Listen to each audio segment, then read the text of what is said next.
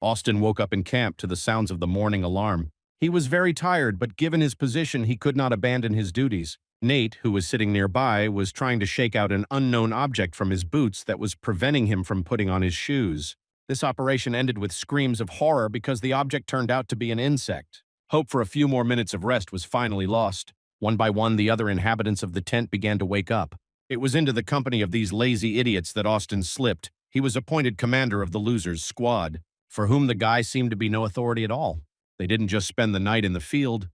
The fighters were part of an army that was supposed to fight in a fierce battle. Soldiers from opposing sides clashed with each other, and among them was Austin. For him, it was even more of a test because he didn't have any special powers. All progress on the battlefield was the result of his hard work on himself. And at the moment, the fight was very difficult for him. At some point, the squad commander even realized that, most likely, this was how his life would end.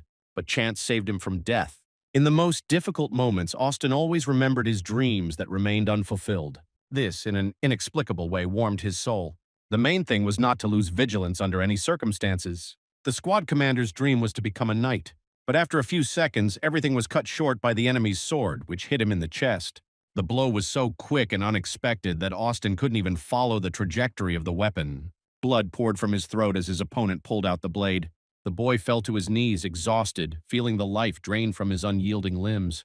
The squad commander could only think about how miserable his life had become. He didn't want to think that this was the final end. The boy was brought out of the darkness by the familiar knock of the camp's morning alarm clock. Sitting up in bed, he initially thought it was just a nightmare.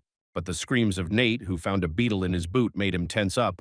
And again, a fierce battle began. Austin noticed more and more details that he had already seen. The enemy's sword pierced him through again. This was the second time the squad commander had died this way, but the pain, like the first time, was incredible. After the second, there was a third identical day, and a fourth. Austin tried to figure out how he ended up in the time loop.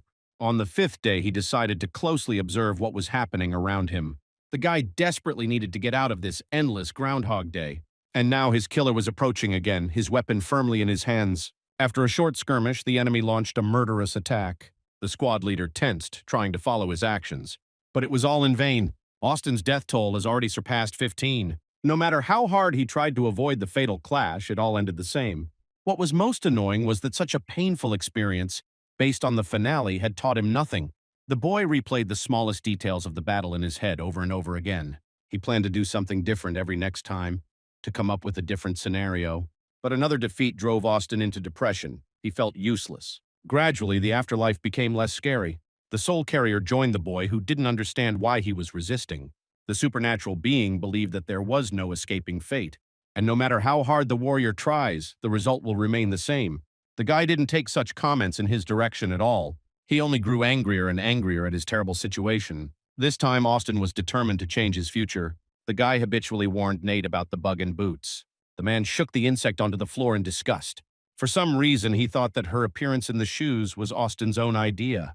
But this reaction from the subordinate did not arouse any emotions in the squad leader. The young man was simply bored with the daily routine. He knew this day from beginning to end by heart. Even as a child, the boy aspired to fulfill his cherished dream. In his desire to become a knight, he was helped by a soldier who ended up in the village completely by accident. And from this man's perspective, Austin was making good progress quickly. He believed without a doubt that a good knight would come out of the little one and put that into his head.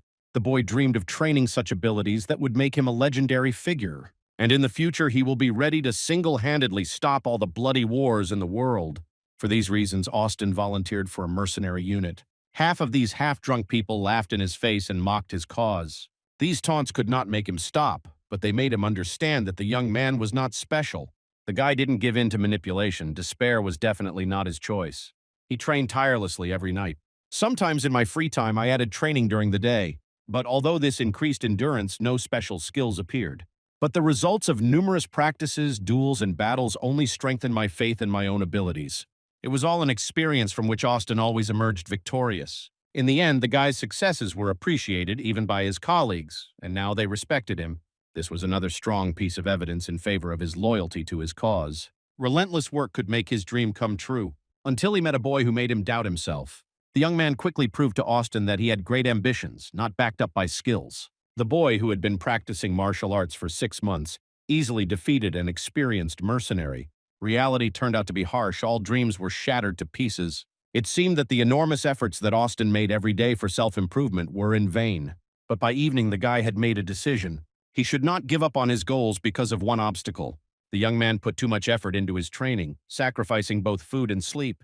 Hard work was about to bear fruit. Because apart from the dream of becoming a knight, Austin had nothing on his mind. Only the trees in the forest knew at what cost he had won victories in battles. The guy only stopped when the sun rose on the horizon. Skill, experience, and endurance are something that no one could ever take away from him. So the routine continued again and again, day after day.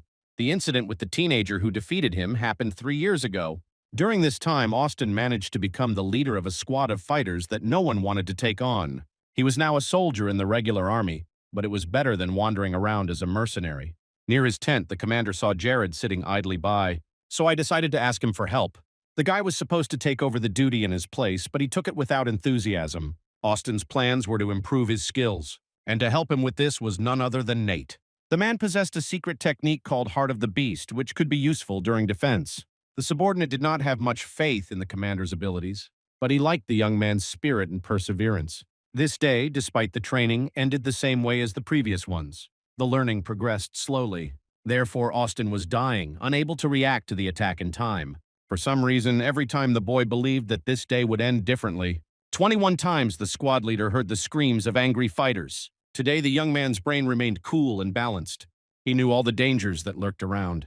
Everything that happened before the final battle seemed like a simple obstacle course. Austin dodged attacks and blocked blows.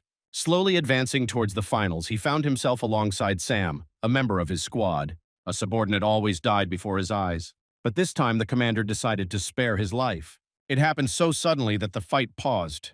But in a moment, Austin eliminated another opponent. Once Sam was safe, all that remained was to take care of his own life. The warrior with the broken helmet has already finished off his opponent. He did it with the same trick that had killed Austin so many times. The guy simply hated his constant opponent, who had become an impenetrable wall for him. And this scoundrel has already set off in the direction of the squad leader. The fight began as fiercely as before. Austin kept thinking about Nate's instructions. You need to react quickly to all dangers, but not close your eyes when you're scared. Fear itself, according to the warrior, prevented the commander from developing his combat skills. The possibility of death was inevitable in every fight, and even more so in this one. It was the unconditional and bold look into her face that was the basis of the Heart of the Beast technique. Having died so many times, Austin truly no longer felt the horror of it. And it was this understanding that finally helped the young man avoid his opponent's first attack. My heart was pounding like crazy. The warrior with the broken helmet flew past him like a rocket. The surprise on his face was a cause for joy. The squad leader decided to attack but left his core unprotected at this time. This was a fatal mistake. The villain again pierced the boy's body with a sharp and quick blow. Austin gritted his teeth. He lost again. Tomorrow would be the same day. The ferryman on the other side again began agitating to surrender and get into the boat.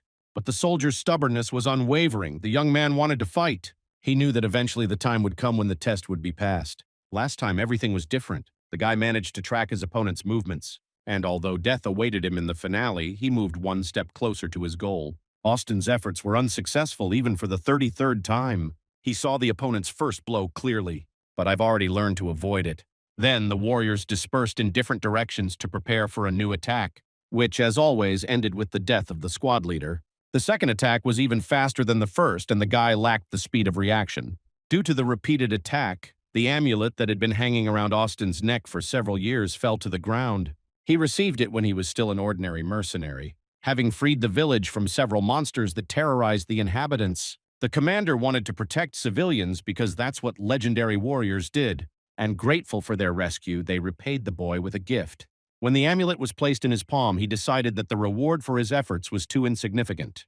But the local witch emphasized that this little thing would help the young man achieve his goal. And so, while in captivity one day, Austin began to understand that the suspension was the cause of these events. If in the end he manages to defeat his opponent, it will bring him closer to his dream of knighthood. The 33rd day ended for the squad leader with a controlling blow from the knight in the broken helmet. In the end, he called it mercy. The words, face, and smile of the scumbag were forever etched in the angry boy's memory. The feelings of pain were replaced by the disgruntled awakening that had become familiar. Austin informed Nate about the bug in boots, but he responded to his subordinate's fury with a cold and reasonable tone. The desire to learn the warrior's family technique has not disappeared. The man's anger immediately changed to mercy at the commander's statement. And so they had already been practicing for a few minutes. Nate's axe never once managed to touch an opponent. Austin dodged deftly, demonstrating quick reactions. The warrior could not understand how the squad leader had mastered the heart of the beast so quickly. The young man couldn't explain that almost 2 weeks of training had passed for him. His efforts were sprinkled with his own blood on the battlefield, and the fear of death disappeared due to numerous defeats and repeating one's own mistakes. Of course, out loud, Austin replied that he had a good temper. He insisted on a new workout, and Nate accepted the offer with pleasure. After mastering defensive skills, the squad leader wanted to learn how to attack effectively. But the problem was that the young man didn't know how to start doing it. Nate didn't understand why his opponent was just dodging and encouraged him to attack. All his life, Austin used in battle only the techniques of the mercenary who taught him as a child. He knew perfectly well that during this test she was completely ineffective. A combination of tricks and tricks ensured victories over less capable opponents. Nate was older and a much more experienced warrior than him. Therefore, the squad leader decided to test the enemy's lightning attack with a shattered helmet. During a month of confrontation, he mastered this technique to perfection. But the subordinate was easily able to knock the sword out of Austin's hands. The commander froze in surprise. It seemed like everything he did perfectly imitated a painful attack, but Nate managed to fight her off without much effort. The warrior noted that this particular technique was worthy of attention, but needed refinement. Austin, in his opinion, lacked determination. The guy was not ready to kill his opponent, and that is why defeat was avoided. The desire to get rid of the opponent must be as strong as the absence of fear of death. Then no scumbag will be able to knock the weapon out of the young man's hands. Finally, wisdom came to Austin. That's why he died every time during a duel with his insurmountable wall. Unlike his opponent, the guy was not confident in his skills and his own abilities. And the enemy went into battle with a smile. The leader of the squad died once again with the intention of eradicating his inferiority complex. At each subsequent training session, Austin fought like crazy. Nate knocked the weapon out of his commander's hands time and time again, and the enemy with the broken helmet killed him without hesitation, calling it mercy. More than 100 days passed like this, but the result did not change. On the morning of the 124th day, Austin had completely forgotten about his own safety. Also, during the fight with Nate, he stopped caring about the fate of his subordinate. The commander wanted to achieve his goal, victory in this duel at any cost. And in the end, the enemy noticed such striking changes in the behavior of the squad leader. All of the boy's hands were covered in blood, but that didn't bother him at all. He laughed like a madman because he had finally mastered the crowning blow of his fierce opponent. The fighting on the battlefield that day turned out to be somewhat different. Austin was able to attack his opponent, but he miraculously managed to dodge. But at the same time, he hit the guy in the neck with the same technique as always. This was the first successful, as the squad leader believed, attempt at a worthy confrontation. Looking at the man in the broken helmet who was smiling, the young man was not afraid. He was thinking about how he would get his revenge next time. It was all supposed to end at the mercy of the opponent. But the boy couldn't stand it and promised to kill the enemy.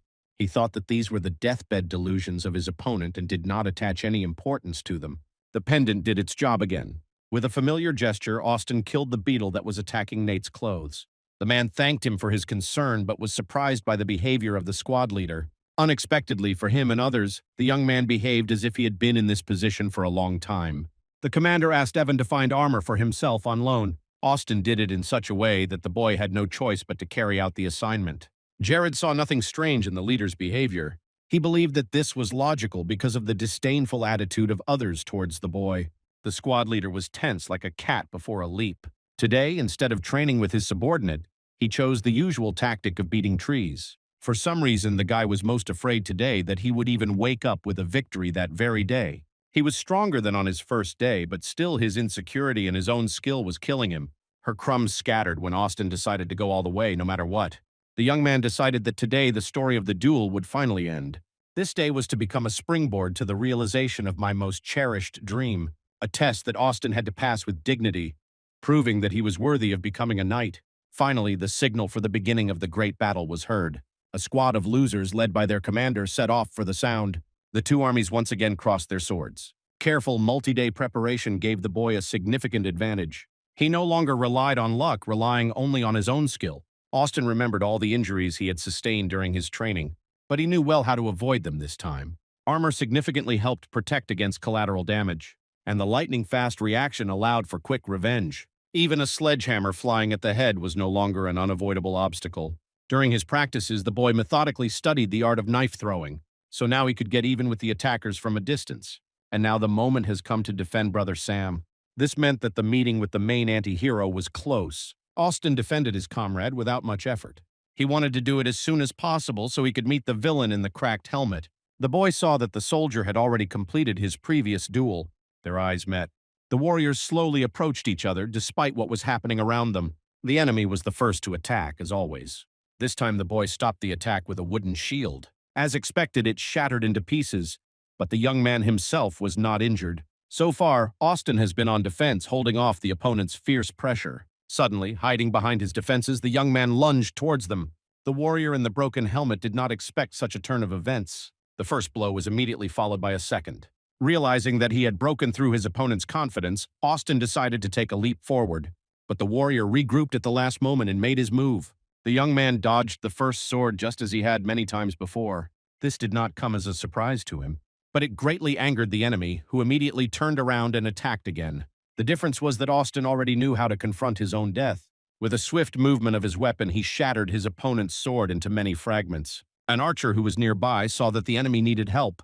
The arrow quickly flew towards the young man, who didn't even notice it. Meanwhile, the opponent dropped his sword in horror. He was frightened by the firm and courageous gaze of the warrior standing before him. Austin already felt the desired and long-awaited taste of victory. The arrow, which had almost reached its target, was shot down by Nate's axe, and the detachment commander's sword entered the body of a soldier with a broken helmet. The team members rushed to help their leader, although it was clear that he had dealt with his opponent. The brutal meat grinder continued, and although the insurmountable wall has just crumbled, there were many more candidates all over the horizon who could challenge Austin. And in fact, this battle exhausted the young man. The opponent in the helmet was still alive. The guy killed him with one blow, also calling it mercy. The warrior's head separated from his body. Everything was over, but Austin's joy was short-lived. Something hit him hard in the armor on his shoulder. The boy turned around and saw a creature that looked like a frog approaching him. He lost his balance and fell to the ground, unable to resist. Nate rushed to help. He could see that the attacker was not human, but clearly had advanced combat skills. The creature approached Austin, who was writhing in pain, unable to get up. The frog was unhappy that a stranger could easily kill a specimen that had undergone a lot of work, especially since the guy didn't give the impression of a skilled warrior. The squad leader did not know what to answer. He felt that he was one step away from death. The creature raised its sword to kill the enemy for the damage he had done, but Nate managed to prevent this in time. The man rushed headlong into an attack on a representative of a different race, but he successfully repelled all his attacks. The movements of both were so rapid that those watching could not make out the details. Meanwhile, another soldier from the enemy camp decided to finish off Austin while no one was looking, but Jared cut off the cunning head with one swift movement. Nate and the frog were still both intact. The man was unwilling to back down because he could not allow anyone to harm his leader. The news that the warrior was an ordinary private, and this worthless person on Earth was a commander, struck the enemy. While there was a pause between attacks, Nate began to plan a strategy. The frog, in turn, did not understand why such a powerful man was in such circumstances.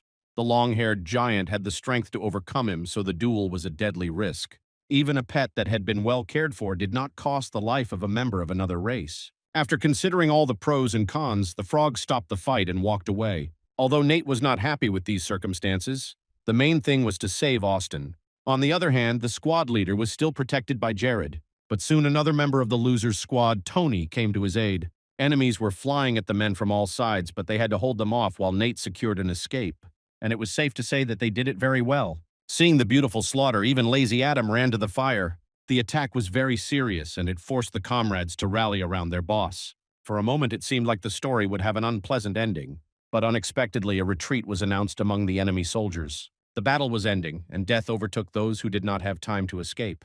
Austin lost consciousness and ended up in the afterlife. The carrier understood that this time the client had escaped his fate, but he predicted other obstacles for the young man. He insisted that the boy's fate was to submit and be reconciled. But the warrior did not want to hear such things about himself. He chose to fight. This experience through hundreds of deaths proved that Austin could do anything. He had learned to break down obstacles in his path, and now he was unstoppable. The young man's arrogance only made the carrier laugh. He had no doubt that he would soon see significant changes due to his complete loss of faith in himself. The unpleasant conversation was replaced by a morning that was different from the previous one. Austin ended up in the infirmary. He was seriously injured. Nate sat worriedly nearby. It turns out he had been waiting for the commander to wake up for several days. The man briefly recounted the latest events of yesterday's battle. The young man tried to get up from the bed, but a sharp pain pierced his body. The doctors didn't see any broken bones, which was a miracle considering the circumstances. Nate, in turn, after his efforts to save the squad leader, considered himself his best friend. And I didn't want to hear any objections about this. When the visit was over, Austin was finally able to catch his breath, the ordeal over. But something new awaited the boy, in the form of visits to all the members of the squad in turn. Evan came to see Nate, who immediately began demanding money for armor and a sick bay. After a short, reasoned conversation, the guy agreed to a discount for his services. Jared, who never did anything for nothing, came over, but to Austin's surprise, he brought him medicine. Not wanting to talk after that, the boy left the tent, leaving the leader of the squad alone. When the young man opened the box of medicine, he saw that it was a healing ointment from the subordinates' private supplies. Giant Tony, with tears in his eyes, prayed to all the gods by the commander's bed. It seemed like the guy had died and was being mourned. Tony was the only one who had to be chased out of the infirmary. Lying on the bed, Austin couldn't believe the loser's sincere feelings of concern for him. When everything was fine with him, they almost hated him, but now they took turns. Lazy Adam peeked in at night, but in his typical manner was surprised that the leader was even here. He didn't seem to understand what had happened at all, but his arrival already spoke volumes. After standing by the bed for a couple of minutes, the guy hurried to say goodbye. Austin hoped there would be no more visitors today and tried to fall asleep. In the morning, it became clear that in addition to the young man, there were two more patients in the infirmary. One was familiar to him. The unfriendly man was the squad leader of another company, but the boy saw the other for the first time. The strange man was silent, but he gave the impression that he was a simple soldier. Suddenly, a soldier entered the infirmary whose rank was unmistakable. Despite her pointed ears and pretty face, this woman was definitely a high-ranking official. Without greeting, she immediately asked those present which one was Austin. The boy froze in surprise. The first to break the silence was the unfriendly patient, who couldn't believe he was actually seeing a fairy. The woman looked at him and made a remark, emphasizing his tactlessness. She didn't like it when men held racist views, regardless of rank. This response from the newcomer made the ignorant man bow his head in shame. Watching what was happening, Austin realized that the fairy was probably the new commander of his company. After waiting for the flogging to end, the young man identified himself. The girl emphasized that she expects him to help with difficult subjects in the team. It turns out that this was the only reason for its appearance. On the threshold, unexpectedly, the fairy looked around and asked the third patient to introduce himself. He, feeling incredibly uncomfortable, muttered that his name was Craig. Austin immediately realized that something was wrong with this unknown. The company commander left the infirmary, leaving behind even more questions than before she appeared. One day of treatment has passed. The squad leader felt his strength beginning to return. The guy saw no reason to stay up late, so he started getting ready for training. The grumbler on the bed next to him did not understand his neighbor's strange behavior, considering him an ordinary loser. Craig, in turn, only silently watched the actions of the warriors. Austin's goal was to recreate the last fight, because he considered this method to be optimal for him. He understood well that his victory was a complete accident because it was based on the last blow. In the next battle, such a strategy could prove fatal. He's like a one-trick dog as opposed to Nate, who could kill with every trick in the book. Craig's voice. The weirdo sat nearby and watched Austin's training closely. The squad leader explained that he was trying to learn something useful from the last fight. But the silent weirdo didn't understand why this was even necessary. Craig asked about his interlocutor's goals for the future because his roommate's persistence was impressive. Austin is used to the fact that when he talks about his dream, those who ask laugh in his face. That's why I was hesitant about having a frank discussion this time too. But in the end, he spat on the opinions of those around him and said that he wanted to become a knight. The unexpected happened. Craig did not laugh. He continued to stare at the young man in silence. To the interlocutor's remark, the eccentric replied that during the dialogue he had remembered something important. The silent blonde stood up and left the clearing. The boy stared after him in amazement, trying to analyze what had happened. At the last moment, Craig turned around and said, "If the boy's dream comes true, he should remember him." In the morning, Austin was awakened by songs about the exploits of a national hero. A disgruntled roommate complained that he was hungry and that his rights to food were being ignored. Today, the squad leader decided to escape the routine and take a walk around the camp. Almost immediately, he met Jared, and the young man sincerely thanked him for his help. The rest of the day passed very quickly. Around 9 o'clock, the patients of the infirmary began to go to bed. Austin didn't even notice when he fell asleep. But mentally, I still scolded myself for being lazy.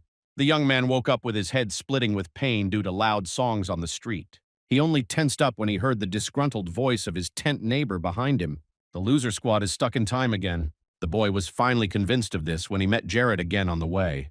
The dialogue took place without much interest and almost without changes. It was the same day, and the reason was some new obstacle that the soul carrier had mentioned. Someone sneaked into the tent and killed Austin while everyone was sleeping. For now, the main goal was to find out exactly what happened. New obstacles aroused in the young man the desire to fight. Around 9 o'clock, like last time, he went to bed. The guy blamed the fairy. He considered her an assassin who had been investigating the circumstances of the attack the day before. Her race was considered ideal spies and assassins because they knew how to remain unnoticed. The only thing that gave her away was her strange behavior during the day. For such a high-ranking official to come, but she wasted her time. Austin expected an attack from the entrance to the infirmary, but the ambush was unsuccessful. A dart laced with paralyzing poison pierced his neck. The warrior was rocking in pain on the bed, trying to get up. Ultimately, these efforts resulted in the young man falling to the floor. But thanks to this, the boys saw that the disgruntled neighbor was already dead. Craig's bed stands the same mercenary assassin. Austin decided to remember as much information as possible before he passed out. The killer raised his sword above the sleeping eccentric, preparing to strike. The man woke up only when the sharp blade entered his chest. Death was instantaneous. Suddenly, behind the killer, a hooded figure cut open the infirmary tent. The boy's first thought was that the attacker had accomplices. From some details in the decoration of the clothes, Austin realized that this was the same fairy. She stopped in front of the unknown man in the hood. The woman's face was the last thing the squad leader saw as he lost consciousness. A new morning has come. Austin had a lot to think about. He was concerned about the killer's ability to move silently. Also, the commander could not build a strategy in such a way as to avoid a duel with the fairy. This time the task was much more difficult than the previous one. A wave of depression and despair swept over the young man, but his mood quickly changed when he remembered what obstacle he had already overcome. In any case, he had no choice. The guy will live this day until he finds a way out of this situation. First, Austin decided to search the infirmary, but there were no outsiders there. Therefore, the next step was to inspect the camp area. The always disgruntled neighbor decided to start a fight on the spot this time. Craig just appeared. Watching his neighbor's movements around the tent, the young man realized something. Assassins came at night to take his soul, something that could help clarify the situation. Despite his own beliefs, Austin understood that now he needed to be like his squad. Having a dialogue with himself in his own head, the boy turned to the mysterious blonde. When he looked around, the squad leader asked about the strange man's identity. An awkward silence fell in the infirmary. A few minutes passed and Craig replied that he could not answer such a personal question. Austin's persistence had no effect. The man stood his ground. In the end, the guy had to agree with this point of view, which incredibly outraged his disgruntled neighbor. He concluded that the blonde was a spy from another country. But he looked at the troublemaker with such a look that he immediately had to shut up. Despite his bad temper, the grumbler was not one of the bravest of the 10. Craig slowly approached him and said that he was not a traitor and would never be one. Austin, watching the scuffle, saw that there was definitely something wrong with this weirdo. Even his movements betrayed an aristocratic nature. The blonde was not a knight because he was killed just like everyone else in the infirmary. However, there was a mystery and it was connected to his life and, for now, inevitable death. It was 9 o'clock in the evening and the three men, lying in bed, wished each other good night. This time, Austin decided to meet the killers in advance. He got up and walked towards the exit from the infirmary. When asked by the troublemaker, the guy said that they were going to be attacked. Of course, he didn't believe his words, considering his neighbor crazy. Craig didn't even open his eyes during this dialogue. Austin thought he was already asleep. While the young man was watching his neighbors, the murderer behind him was very surprised. The lightning strike to the neck caught the boy by surprise, as always. Since the wound did not take his life instantly, the squad leader wanted to resist. But the assassin quickly entered the infirmary and attacked the troublemaker. Craig was finished too. Austin fell to the ground, consciousness leaving him. Now the boy finally realized that he could only rely on his own strength in this fight. But just in case, he decided to tell the management, who didn't believe him, about what would happen.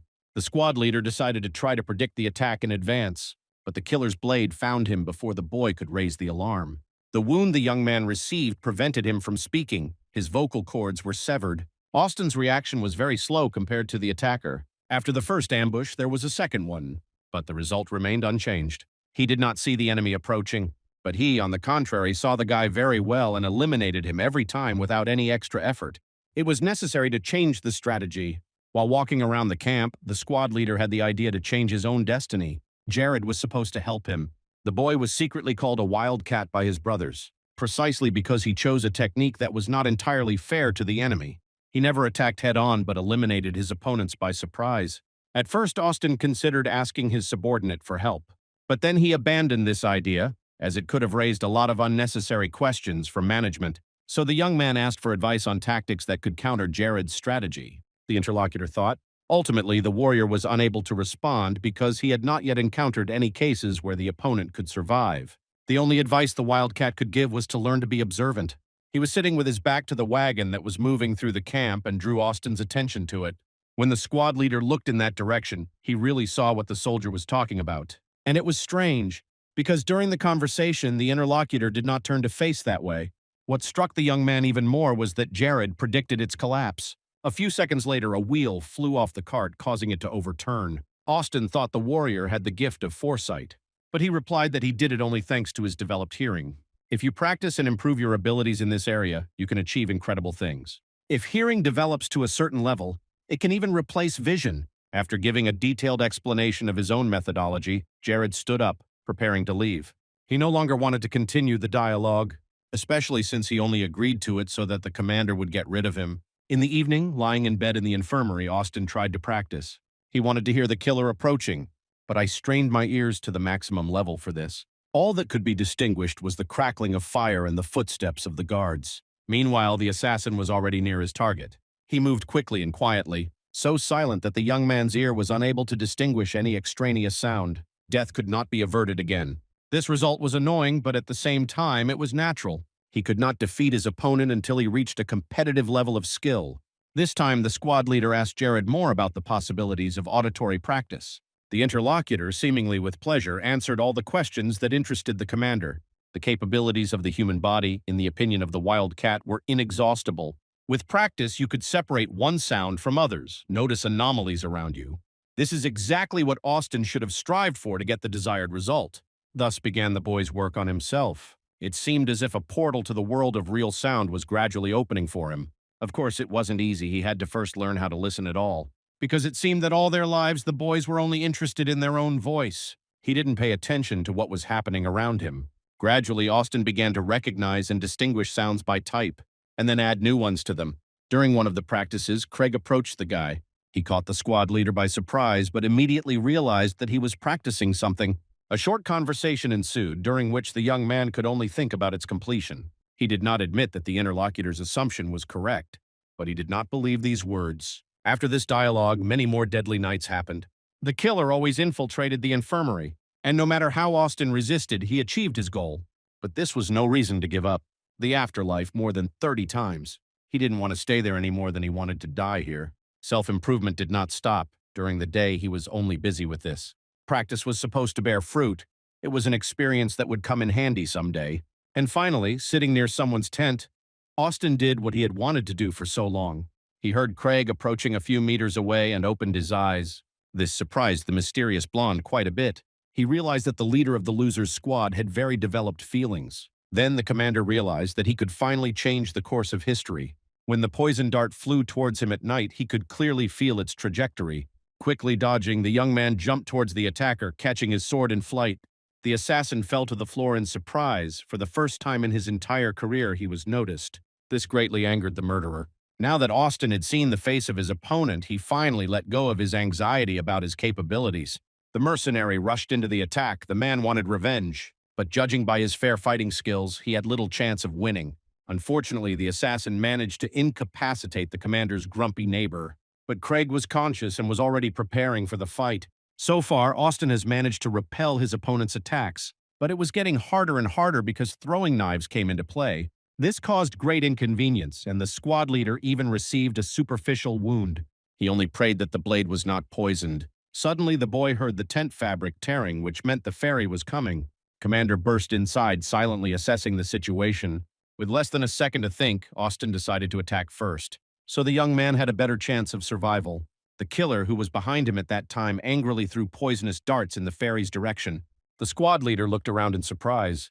At this time, another batch of poison weapons flew towards Craig. The situation unfolded rapidly. The company commander jumped over Austin. Ignoring the boy, she rushed to protect the strange blonde. Everything indicated that the squad leader's assumptions were wrong. The woman was not in collusion with the killer. Turning sharply towards the assassin, the boy rushed into the attack. He understood that while he was busy with other things, there was a good chance to get even. The killer managed to repel the young man's attack at the last moment and was not in a good position. Everything indicated that he would not be able to fulfill this order, and the unknown person decided to flee. Austin's test has been passed, now he will be able to see the next day. Craig, who had approached unnoticed, said that the scoundrel was coming for him, but everyone already knew that. The fact that the leader of the infantry squad guessed this on his own amazed the blonde, but the conclusions were obvious.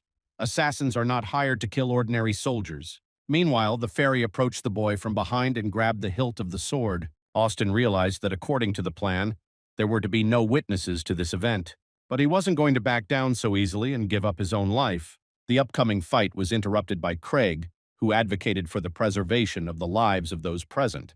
This also applied to the man in the hospital bed. Commander, after listening to the blonde, readily submitted to his will. She agreed to give the grunt an antidote, and he should regain consciousness in the morning. There was only one significant problem left: to hide the evidence of the crime that had been prevented. Austin proposed a solution that satisfied everyone. The entire camp woke up to the fact that the infirmary was burning. The tent was burning rapidly and brightly, and the fire could have spread to other structures. Therefore, people rushed to put out the fire and unexpectedly saw two warriors who managed to get out. The deed was done. Craig disappeared, as did all evidence of his stay in the infirmary. A man, accompanied by a fairy, moved through the forest thickets. He understood perfectly well that he owed his life to Austin. The guy interested him incredibly. Craig resisted his fate to the last. But meeting a warrior who undoubtedly had extraordinary abilities changed everything. He knew that their paths would surely cross again, and I was looking forward to this meeting. In the afterlife, which Austin once again visited in a dream, the symbol of death again dissipated. The soul carrier was still waiting for its passenger. Thanks to him, the guy learned that Craig's path was connected to his and they would see each other again. But it didn't scare him. A new day began with new chores and analysis of what had happened. Although the second test was passed, the young man understood that he still had many gaps. He had a lot of practice ahead of him and a return to the squad. Suddenly, his thoughts were interrupted by a troublemaker whose name the guy finally managed to find out. Oscar was interested in the reason for the rescue, but he could not communicate adequately. Austin dryly replied that he did it because he thought it was the right thing to do. But he never received any thanks, and instead he was called a selfless bastard. A rowdy fellow reported disturbing news in the camp. The boys' squad, without its leader, went off the rails. Added to this were rumors of a curse that supposedly threatened the entire army. Nate, near Austin's squad tent. Neither man was going to back down. And spectators, both satisfied and not so satisfied, have already gathered around. No one could stand these crazy scumbags except their commander, and only to him did they obey unconditionally. Now, feeling complete freedom of action, the soldiers swayed on the waves of their own desires. And there was no greater joy for each of them than to kick someone's ass. Very soon it came to real weapons. And it was at this moment that Austin appeared.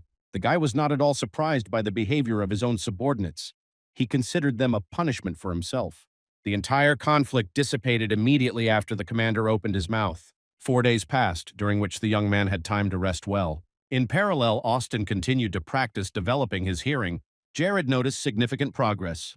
The commander heard his footsteps, although he seemed to be asleep, and the wild cat walked silently. The squad leader explained this by diligent study and conscientious work on himself. The subordinate wholeheartedly praised Austin for this. Such skills could have saved lives more than once. As the cold season approached, participation in battles was not relevant. In winter, everyone prioritized training and recovery before the next warm season. The squad leader was no exception. He took charge of his physical condition. Gradually, the body became better able to tolerate heavy loads. Almost everyone in the camp didn't know where to put themselves and was bored without the adrenaline rush. One exception was Tony, a religious giant who loved to pump muscles. He did this day and night. But he tried to further encourage the commander to develop in this direction. How could he? The well-built young man looked like a child compared to the stocky giant. Although Tony made his remarks with good intentions, they were incredibly irritating to Austin. Today, their conversation was interrupted by another fight. Irreconcilable enemies, Nate and Adam, were once again unhappy with each other. The reason was the cooking, which was supposed to be done by the last one. Because of his laziness, the warrior often irritated all the members of the squad in turn. But today he was also fed up with the unworthy treatment he received. Adam grabbed his sword and rushed into the fight with renewed strength. Fortunately, Austin came to the tent with Tony and asked what was going on. Although in essence he was not interested in the reasons, the boy wanted his enemies to calm down. The conflict immediately subsided and everyone went about their business. But Nate was feeling really bad due to lack of exercise. That's why he clung to everyone around him and to Adam in particular. Understanding that if this flame is not extinguished, the man will continue to get angry, Austin challenged him to a fight. Nate happily agreed because it would benefit both of them. As always, the man was very expressive in battle and insisted that the boy fight better. His axe flew around the commander like a top.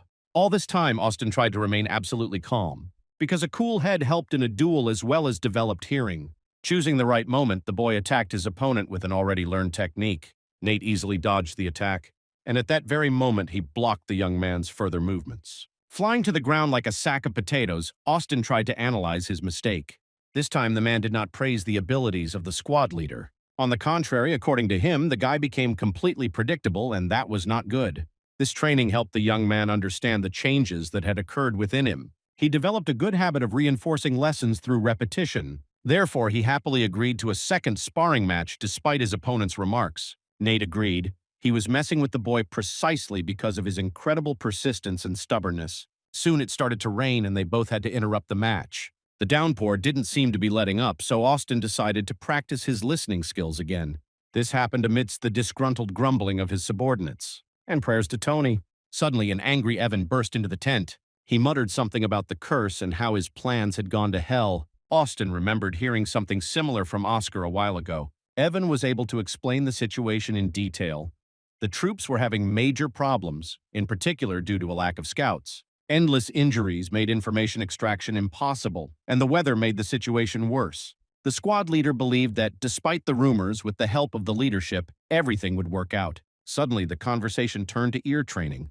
But no one in the tent except Jared understood why this was necessary. Nate was the most categorical about this. The man considered it some kind of slander. Eventually, the noise inside became so loud that it drowned out the sounds of the rain. While the camp was being flooded by the downpour, a meeting was held at the headquarters. It was necessary to decide who to fill the shortage of people in intelligence. Faya, and part-time commander of Austin's company, suggested considering his candidacy. But other commanders considered the young man useless and unworthy of attention. Despite this, the woman's opinion was unshakable. She insisted on her decision. Ultimately, this position won out due to lack of other options. The next morning, the company commander, Alice, invited the squad leader to her tent. She told him news that the boy couldn't immediately digest. Austin was ordered to join a group of scouts. There was no choice, so the commander returned to the squad tent and began to pack his things. The subordinates perceived this as punishment. They couldn't understand what the new company commander had against their leader. The heated discussions made Austin wonder if this appointment was a way to remove him. Nate, with a smile, offered his services to fix this situation, hinting at murder. But the commander, of course, was against such measures. Subordination had to be clearly maintained. Tony, in the despair he was only capable of, began to pray to all the gods that the leader would remain. Even Adam, who always didn't care, agreed to volunteer in Austin's place. But all attempts to thwart Alice's order were stopped. Jared found out in private conversations that the reconnaissance team was currently combing a field with tall grass. But he advised the commander to rely on his trained hearing skills. Nate immediately clashed with the guy over polar views on strategy. This company of thugs sometimes tired Austin very much with their behavior. He ended up in the position of their commander completely by accident. But he immediately found a common language with them and learned to channel their energy into peaceful channels. Observing the squad's skills, the boy realized that he had something to learn from each member. Very little time passed, and the commander of the losers was already leaving with the scouts for the location. The squad leader eyed the newcomer with suspicion the entire way. He didn't understand why the boy was sent to them. The man's name was Andrew, and he behaved quite defiantly, in a way that only members of the nobility are capable of. The leader's henchmen began to joke, guided by gossip about Austin's squad, and he, driven by encouragement, began to go overboard. Suddenly, the mockery was interrupted by stern and loud instructions. This behavior allowed the young man to understand that Andrew had recently become a leader. Footprints on the road forced the squad to stop. The commander emphasized that they could get meat for dinner, but this hypothesis was completely false and stupid. Considering the remarks of a scout who was also a hunter, he saw on the ground the tracks of a gazelle, which was definitely impossible to catch up with. The boy's name was Henry, and he secretly, just like Austin, mocked Andrew. On this basis, they became friends. Along the way, the hunter talked about his craft, and the young man learned useful information. The whole day passed in search of prey. But as expected, Andrew failed to find the owner of the tracks, which drove him mad. The next day, the squad set out for a field of tall grass that needed to be explored. The leader, without delay, gave the order to comb the territory. He considered it an easy task that could be handled quickly. Henry had a different opinion, but Austin reminded him of subordination. Although the boy himself did not like this idea, he decided to obey his elder's wishes. One by one, the members of the squad quickly advanced through the tall grass that obscured the horizon. Henry noticed that there were no birds at all in such a desolate place. And this could only mean one thing: predators hunted here. And, as if to confirm his words, a puma appeared in front of the group of scouts. The guy immediately rushed at Andrew and pinned him to the ground. A moment later, 2 arrows pierced the heads of the men who were nearby. It was obvious that the scouts had been exposed by the enemy. The squad leader gave the order to retreat and the team rushed to the exit from the field. Gradually, the opponents caught up with the scouts one by one. And in the end, Austin was left alone against everyone. He ran as fast as he could, but enemies surrounded the boy on all sides. The skill that Jared emphasized working on really came in handy. Now, even while moving, the boy could distinguish extraneous sounds. It was thanks to this ability that Austin managed to last so long, but nothing was eternal. The dozens of arrows fired by his enemies into his face would take his life within minutes. Of course, death was painful, but the leader of the losers' squad had a plan of action for the very next day. At the field, Austin warned Andrew of the impending danger, but he reacted with hostility. Therefore, the young man decided to try to survive on his own. Following this strategy, the guy realized that the situation always turned out badly. He tried to plan an escape from his enemies in various ways, but the end was the same. The guy died in various ways, from a group of crossbowmen, and from the hands of the scribes, who were still those bloodthirsty scoundrels. They never let him just run off the field. They always finished him off. Dying once again, Austin realized that they were hiding something in these thickets from prying eyes. And one day, he was lucky enough to see exactly what. It was some kind of ancient flag. The boy set himself the next task of solving this mystery. And to do this, it was necessary to overthrow the arrogant leader of the reconnaissance detachment. So Austin decided to sabotage the order. This caused a wave of indignation in Andrew, which poured out on the young man like a vat of scum. Even the persuasions of the leader's closest aide had no effect. The guy stood his ground. The leader of the scout troop finally exploded and grabbed his sword. Austin took this as a signal and declared himself the new commander. The fight was about to begin soon. The squad members watched the action-packed events with interest. They were betting on Andrew because they considered the newcomer worthless. The aristocrat proudly drew his weapon, thereby agreeing to a duel. From his opponent's position, Austin immediately realized that he had little experience. But, most of all, he sought to achieve some regalia to revive the family name, because during some setbacks, he reacted quite violently to it. Just like now, actually. Andrew just screamed, standing still about some personal mission. A moment later, the scout leader rushed into the attack. Austin didn't even bother to get his sword. He was confident that he could block the blow with his bare hands. Actually, that's how it all happened. With the elbow of his other hand at the same moment, the young man struck his opponent in the body. Such a counterattack knocked all the pride out of Andrew. The man writhed on the ground in pain. Everyone who watched the fight was incredibly surprised. But it was impossible to deny the man who had defeated their leader, especially since Austin had the same rank of commander. They entered the grass, but moved quietly and slowly. To encourage the squad members to invest in the common cause, the leader started a conversation. He asked each person in turn about their dreams. At first, this threw the interlocutors off track, but in the end, they talked about their own dreams. After listening to every last word, Austin emphasized that it was possible. But to do this, each of them must survive here. Thus began a collaboration that promised to be fruitful. Because there was nothing more important than the desire to live, the squad leader decided to act proactively. Over the course of several dozen deaths, he managed to memorize the position of each of the villains. Therefore, the very first arrow he ordered to be shot into the bush reached its target. The killed enemy fell to the ground while his colleagues did not understand what was happening. This way, both teams understood the location of their opponents. Austin rushed to the attack, usually before enemies found them completely by accident. Therefore, it was important now to get ahead of them and exterminate individual small groups. It took several minutes to finish off this detachment, but the noise was replaced by help. Andrew, who was giving it his all, rushed at the newcomers. Of course, his back was covered by his main henchman, almost a personal bodyguard. Thus, little by little, Austin planned to get rid of small, isolated groups of the enemy. Relying on his own hearing and memory, the young man was able to organize an effective attack. Because of this, the opponents could not understand how many people were actually opposing them. The team's first successful operation motivated them to do even more. Even in open confrontation, the advantage was on their side. Thanks to the preemptive strike, this time the cougar remained unharmed. This beast was the reason they were found earlier. And so, taking advantage of the fact that the opponent's attention was focused on other goals, everything worked out. After the fight, the team had a few minutes to rest. But before the sun set, we had to move on. No one dared to criticize Austin's leadership anymore. The guy has proven through numerous actions that his leadership qualities should be respected.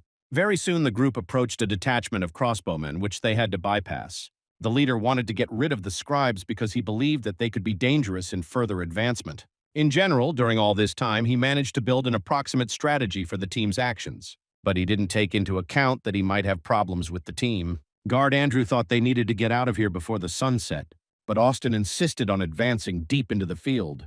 He had no desire or time for arguments, and this incredibly irritated the person he was talking to. A new conflict was brewing, which no one was happy about. The rebel put his sword to the squad commander's neck. He insisted that he would kill if necessary, but would not compromise his own beliefs. In favor of his own point of view, Austin replied that there were already a lot of enemies behind them who were difficult to avoid, and he would hate to die just as much as he would hate to lose his people. These words struck Andrew, who looked at the young man with a different look. At first, he treated the newcomer like his worthless father, which in the end ruined the noble name of the entire family. The aristocrat had to swear to his dying aunt that he would revive the family's glory. The young man was to become a leader to be sought after. And now he saw this leadership in the commander of the losers who led them through danger. Andrew realized that he had something to learn from his friend and sided with him. He completely entrusted his life to the leader and was ready to follow his orders. The guard tried to argue at first, but the aristocrat stopped the chatter. Subordination had to be maintained. They were Austin's subordinates. When the conflict was over, the squad leader ordered his men to follow him in a crouching position. It was necessary to advance as quietly as possible because the enemy positions were very close. The guy waited until the sun set over the horizon. In such dim light, their small detachment will be able to advance almost right up to the enemies. The guy first experienced this on his own skin through trial and error. Ultimately, the time and place became perfect for the final breakthrough. When only a few bushes of grass separated the warriors from their opponents, the boys tried not to even breathe. Having passed another line of defense, Austin believed that this time everything could work out. There was very little left to the camp, which was being hidden by the enemies. And so the exhausted scout troop approached its final test. The sun finally set and the warriors disappeared into the darkness. They stood unnoticed at the edge of the tall grass and watched the enemy camp. The scouts considered it illogical to attack the enemy's headquarters in such a formation. There were not enough of them for a productive operation, but Austin did not want an open confrontation. The young man was only interested in the banner, an ancient canvas that was in the center of the camp. It was this object that was so carefully guarded by a huge number of people. All the actions of the detachment were to represent a highly organized sabotage that would divert attention. At the right time, the commander led the detachment in ambushes. They moved slowly, avoiding a collision with the patrol.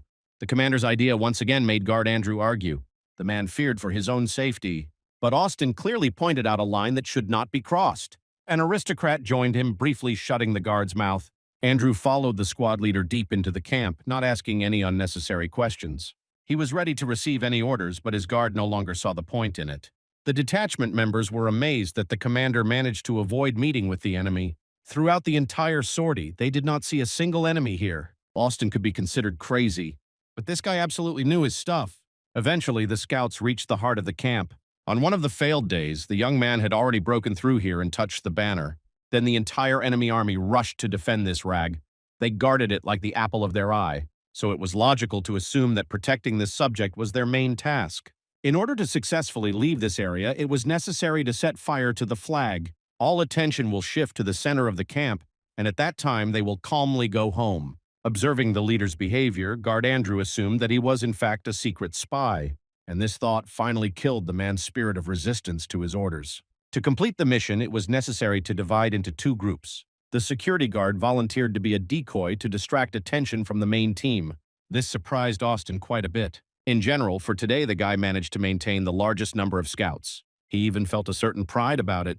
The operation began with a pebble that hit the helmet of one of the guards. Guard Andrew ran into the light to be seen, turned around and started running. Of course, the enemies forgot about their duties and began to pursue the impudent man. At that moment, Austin rushed to the flag. He grabbed one of the torches that was sticking out nearby.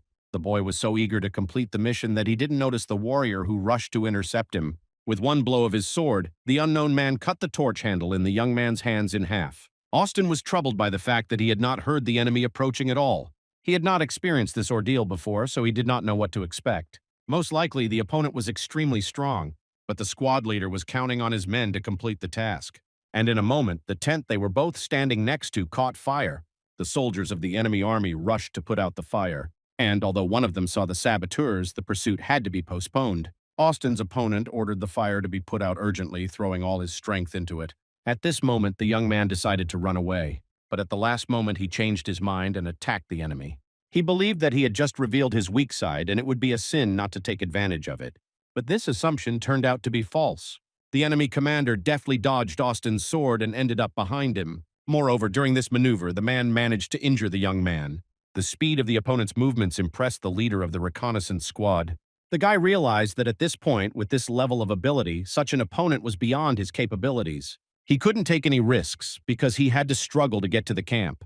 And if you lose now, you will have to go through this difficult path again.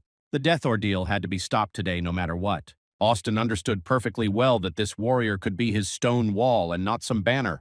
Open confrontation was not a good option considering the injuries. The young man began to lean towards escape, despite the scouting party he wanted to survive. But he couldn't let people who had gone through all the trials with him die so easily either.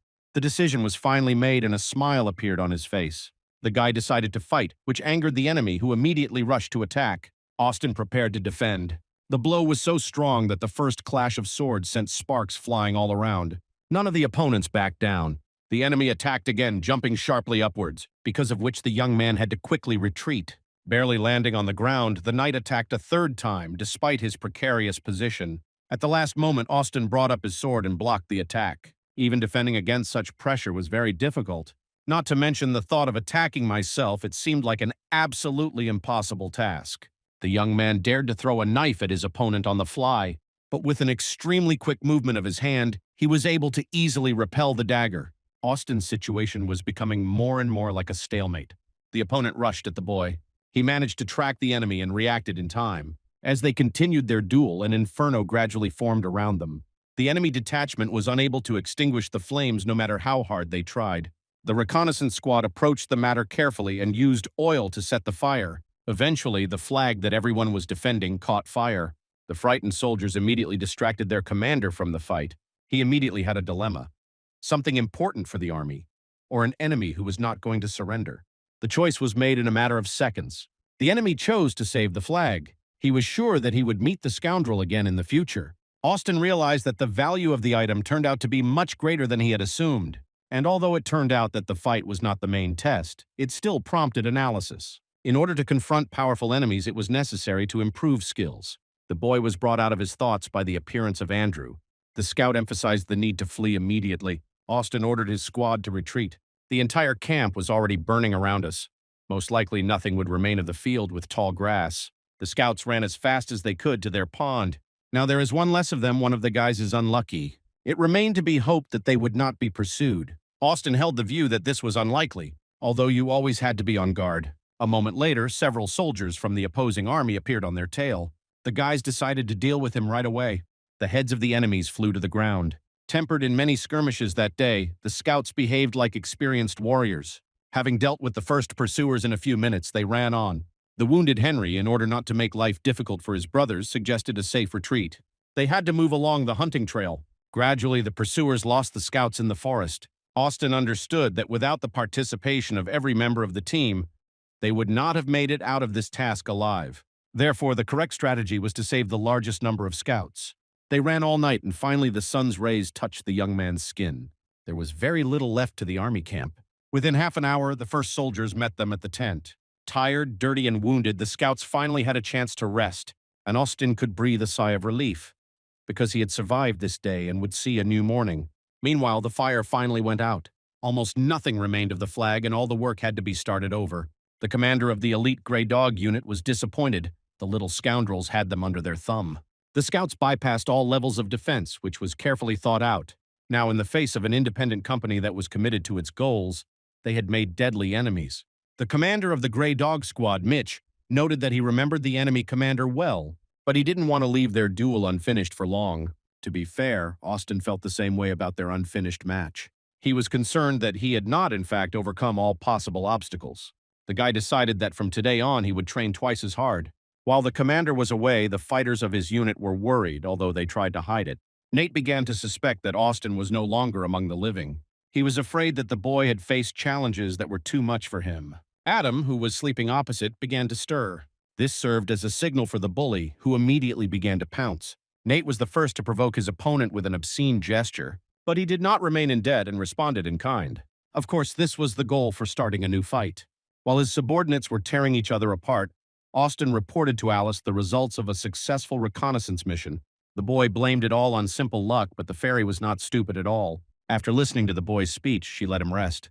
The young man's actions suggested that he was not as simple as he seemed. That's why the woman was eager to confess more details about his personality. Andrew and a group of scouts were waiting for Austin at the company commander's tent. They wanted to sincerely thank the leader of the loser's squad for their own salvation. The aristocrat hoped that the boy would forget about the disdainful attitude towards him. The young man did not know how to treat people in such cases. He walked to his squad's tent, saying goodbye and never looking back. If he did, he would see the scout troop bowing to him respectfully one by one.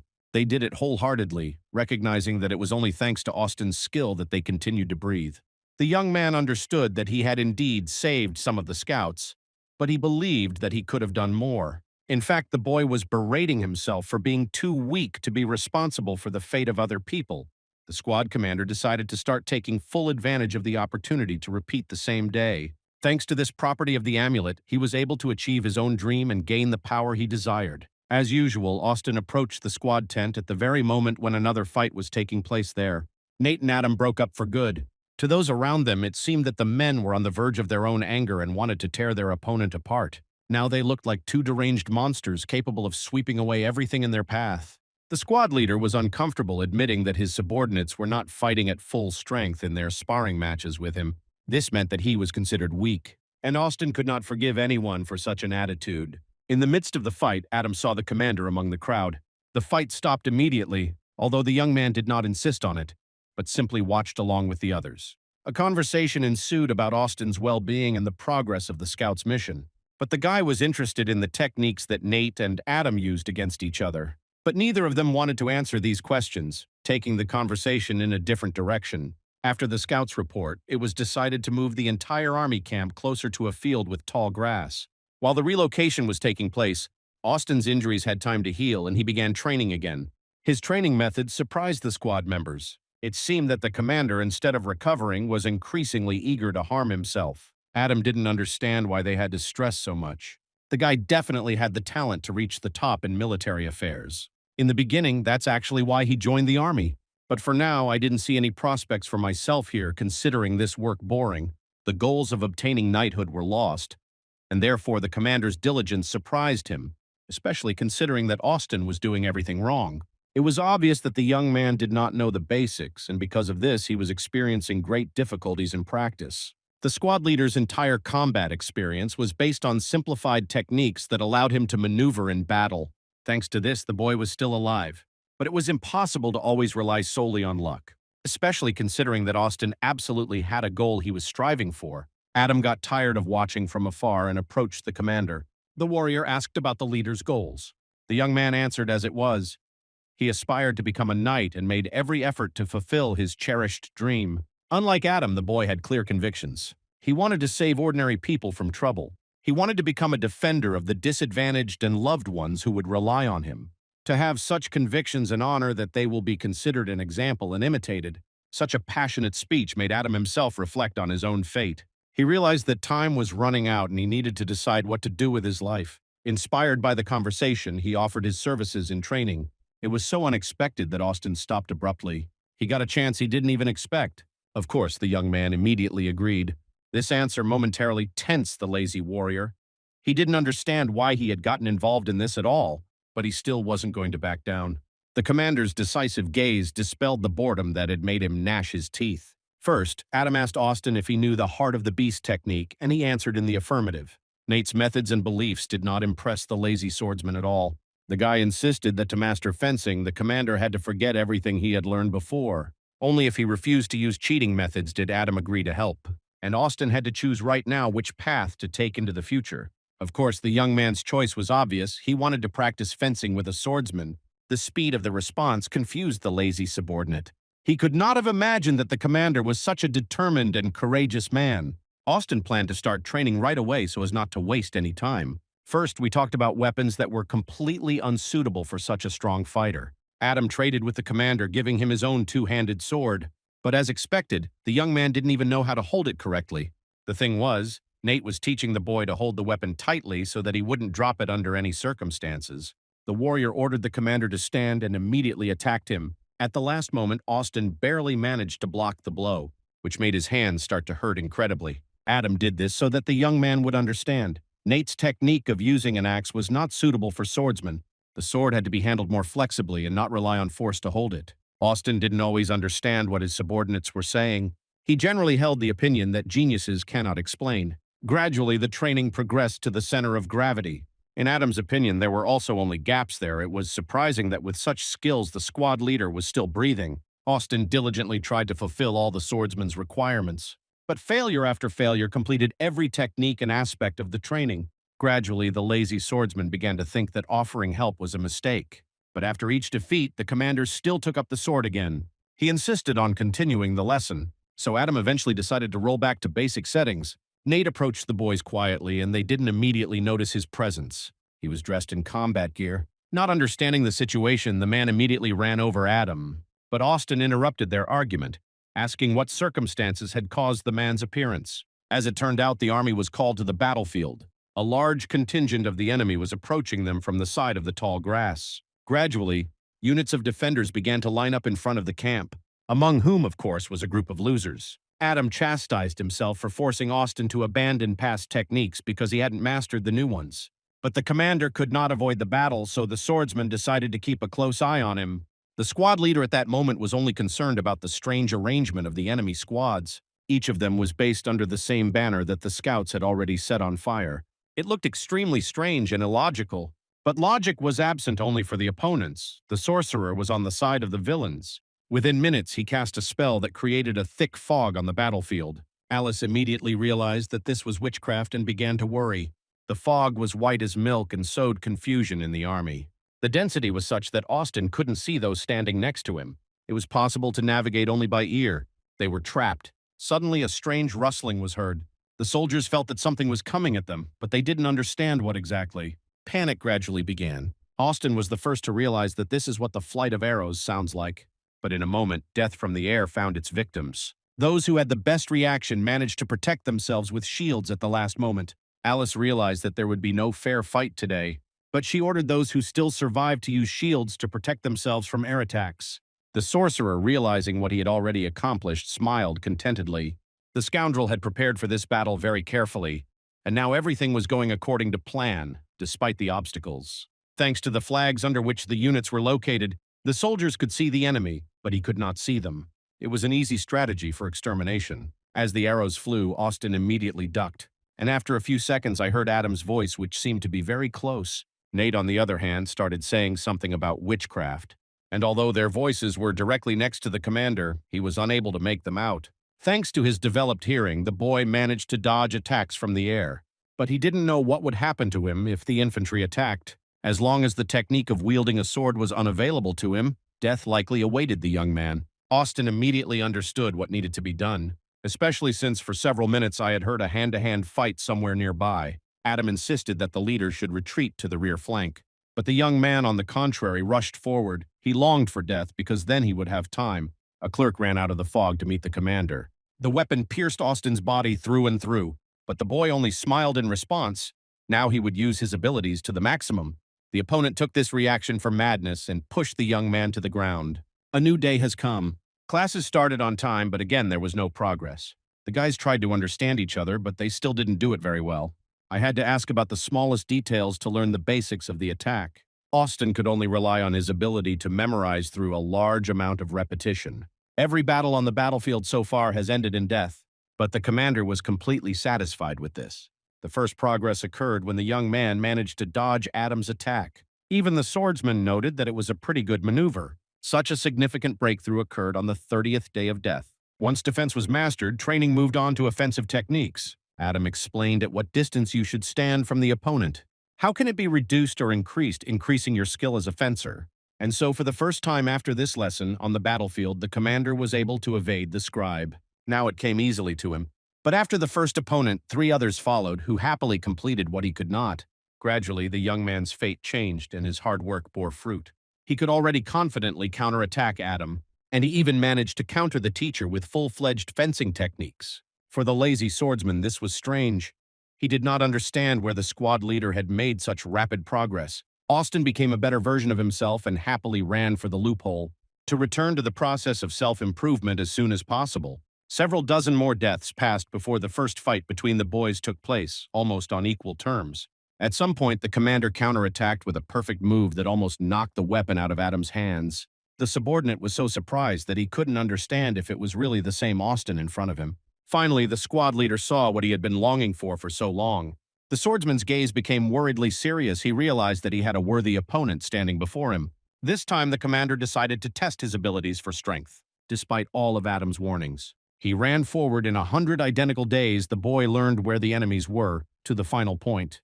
Now Austin wanted to advance as far as possible in the enemy state to understand his level. So far, everything indicated that the idea could be successful. But unexpectedly, at some point it all ended. This did not cause sadness, because the commander had advanced further today than yesterday. Thus began another training session, which allowed us to gain new experience. Today, Adam was more surprised than usual. He assumed that the squad leader was hiding skills. There was absolutely no point in teaching Austin basic fencing, and the young man himself now wanted to devote his time to real fighters. And so another 100 of those same days of practice passed. During this time, the guy advanced a huge distance on his own without reinforcements behind him. The soldiers he met could not understand why the enemy was behaving so crazy, and they died unable to comprehend this. Indeed, Adam's science was far more effective than anything Austin had known before. Thousands of failures were worth this result. The guy felt that he certainly still had room to grow, but undoubtedly he was already several goals higher than his previous level. His memory skills also improved. The young man could kill enemies even from a distance, perfectly remembering where they were. The villains did not feel safe in the protective fog. Austin was like a lightning bolt. Eventually, the boy's progress reached an obstacle in the form of a detachment of crossbowmen. During this time, the squad leader learned to use all parts of the body for an effective attack. Therefore, the first few shooters were eliminated quite easily. The young man really liked this. He felt so light in all his limbs, despite how many fights he had fought during this time. It was as if the correct technique added strength, or effectively saved it. But the rest of the crossbowmen were already ready for the enemy's attack. His enemies recognized his skill and unconditional courage. For this reason, Austin became impudent and began to propose a sword fight. But of course, such conditions were rejected. A moment later, all the arrows in the squad commander's arsenal flew. The strange thing was that even the soul carrier didn't mock him this time. He just scolded the boy for being reckless. It seemed that during the observation period, the creature had completely softened.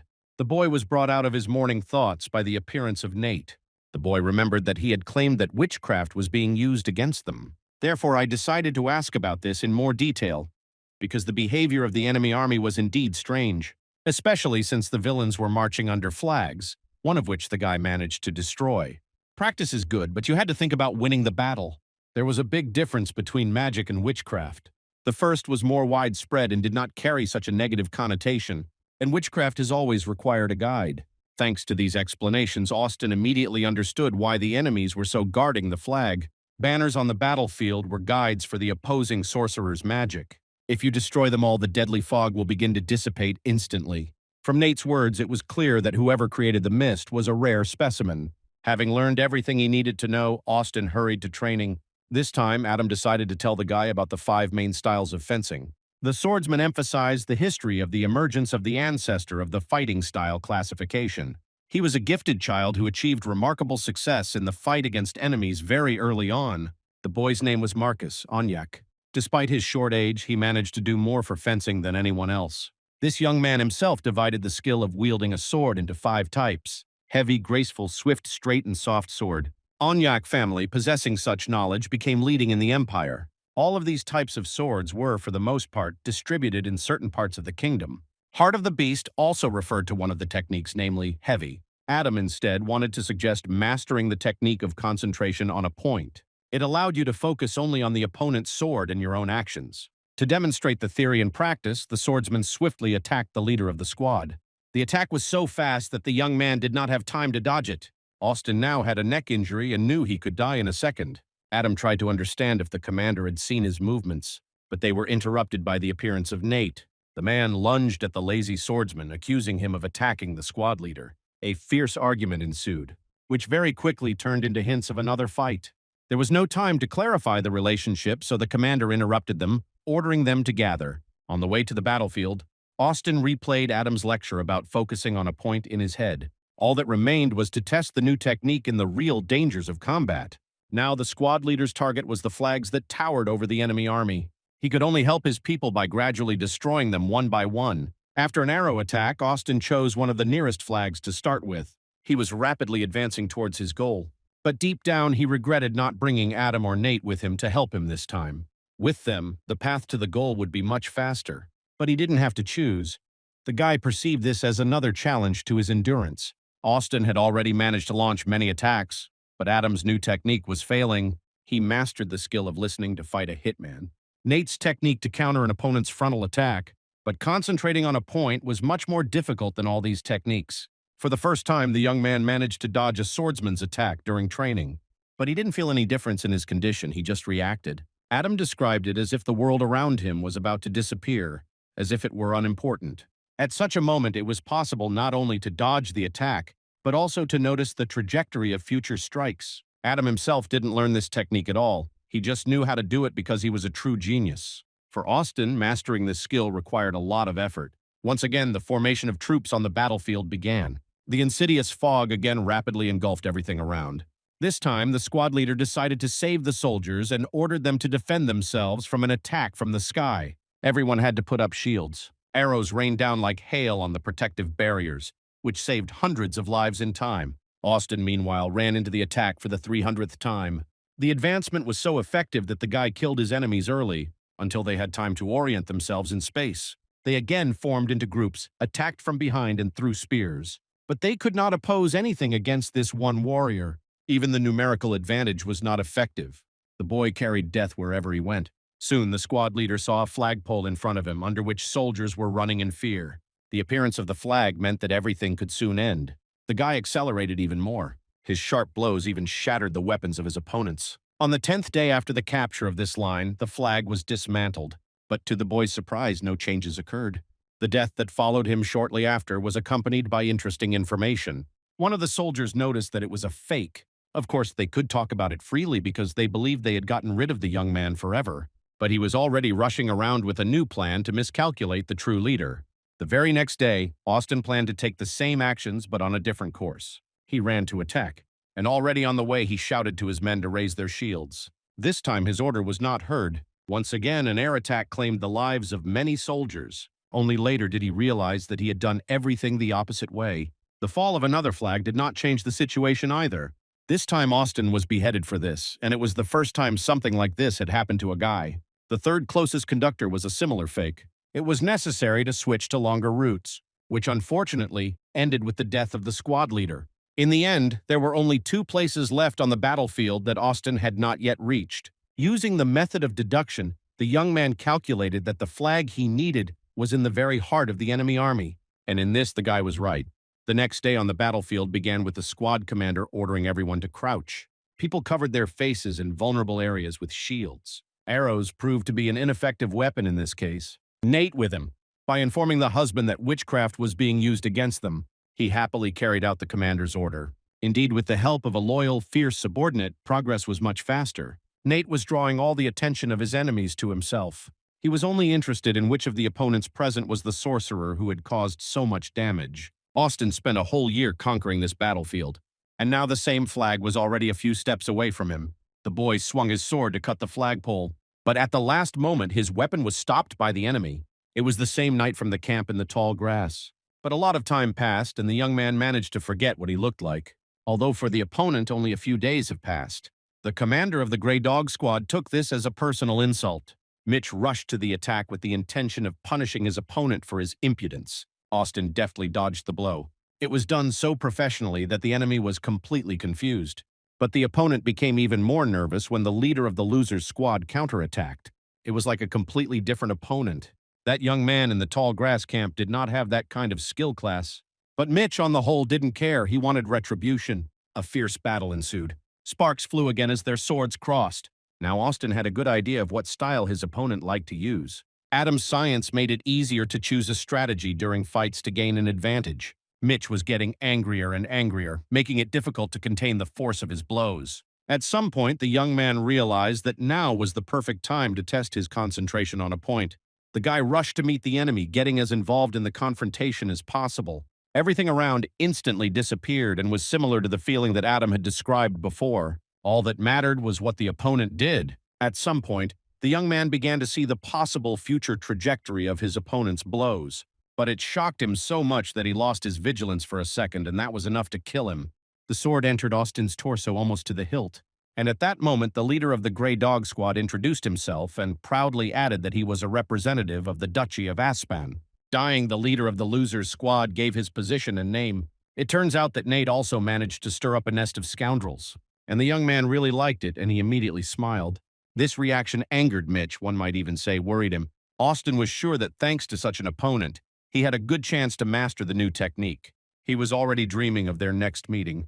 During training with Adam, the guy heard almost nothing. He was thinking about the upcoming battle. It seemed that this time Nate came even later than usual. Austin immediately ordered those present to leave for the meeting. The commander's incomprehensible determination and composure interested the lazy swordsman, and he decided to stick by him today. Once again, as an air attack approached, the squad leader ordered the shields to be deployed. A large number of lives were saved thanks to the right timing for the order. Rushing into the attack, Austin called Nate along with him. Adam, who heard this, hurried to join them, and he did not tolerate any objections on this matter. Both warriors ran forward, nose to nose, carrying away everyone they saw in their path. Finally, both of them could stretch their bones. This battle could no longer be called boring. Austin could safely leave his rear to his subordinates. The main one for him now was Mitch. This time he found the enemy first. The opponent looked at the young man in surprise. He didn't expect him to do something like that. But the guy insisted on a fight as soon as possible. The enemy didn't mind because he had been planning to do the same thing for a long time. Mitch was the first to attack. And this time she was successful. Austin was inattentive. He himself didn't understand how it happened, but he was already lying on the ground wounded. The next time, the young man planned to do things differently and let the situation go. The rivals have met on the battlefield several times, but the squad leader was unable to recreate the same concentration on the point and the same feelings. It took almost 30 deaths to make everything look the way it should again. Now he could understand how to concentrate on what was needed.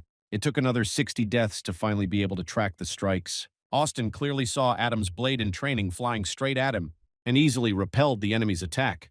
The lazy swordsman was genuinely surprised. To be sure, he even asked if the commander had really entered the desired state. Realizing that he had reached the peak of his skill, Austin decided to go all out. He wanted to inform Alice of the intentions of the army of the Duchy of Aspen. Today had to end, the boy wanted to live on. The fairy was in her own tent studying the latest reports when the young man spoke about witchcraft. The squad leader said he had seen a suspicious man who was called a sorcerer in the camp. He laid out everything he knew and could tell to give the army an advantage in battle. And so the soldiers encountered the deadly fog again. At Austin's command, everyone activated their shields to protect their own lives. Adam and Nate also ran after their leader into the enemy camp. The fate of the army now depended only on the army command, which Alice had to convince. The leader of the squad himself had to overcome his own stone wall. Mitch was waiting for him at the flag. The guy didn't pretend that he didn't know his opponent. He confidently announced that he would finish off the enemy forever.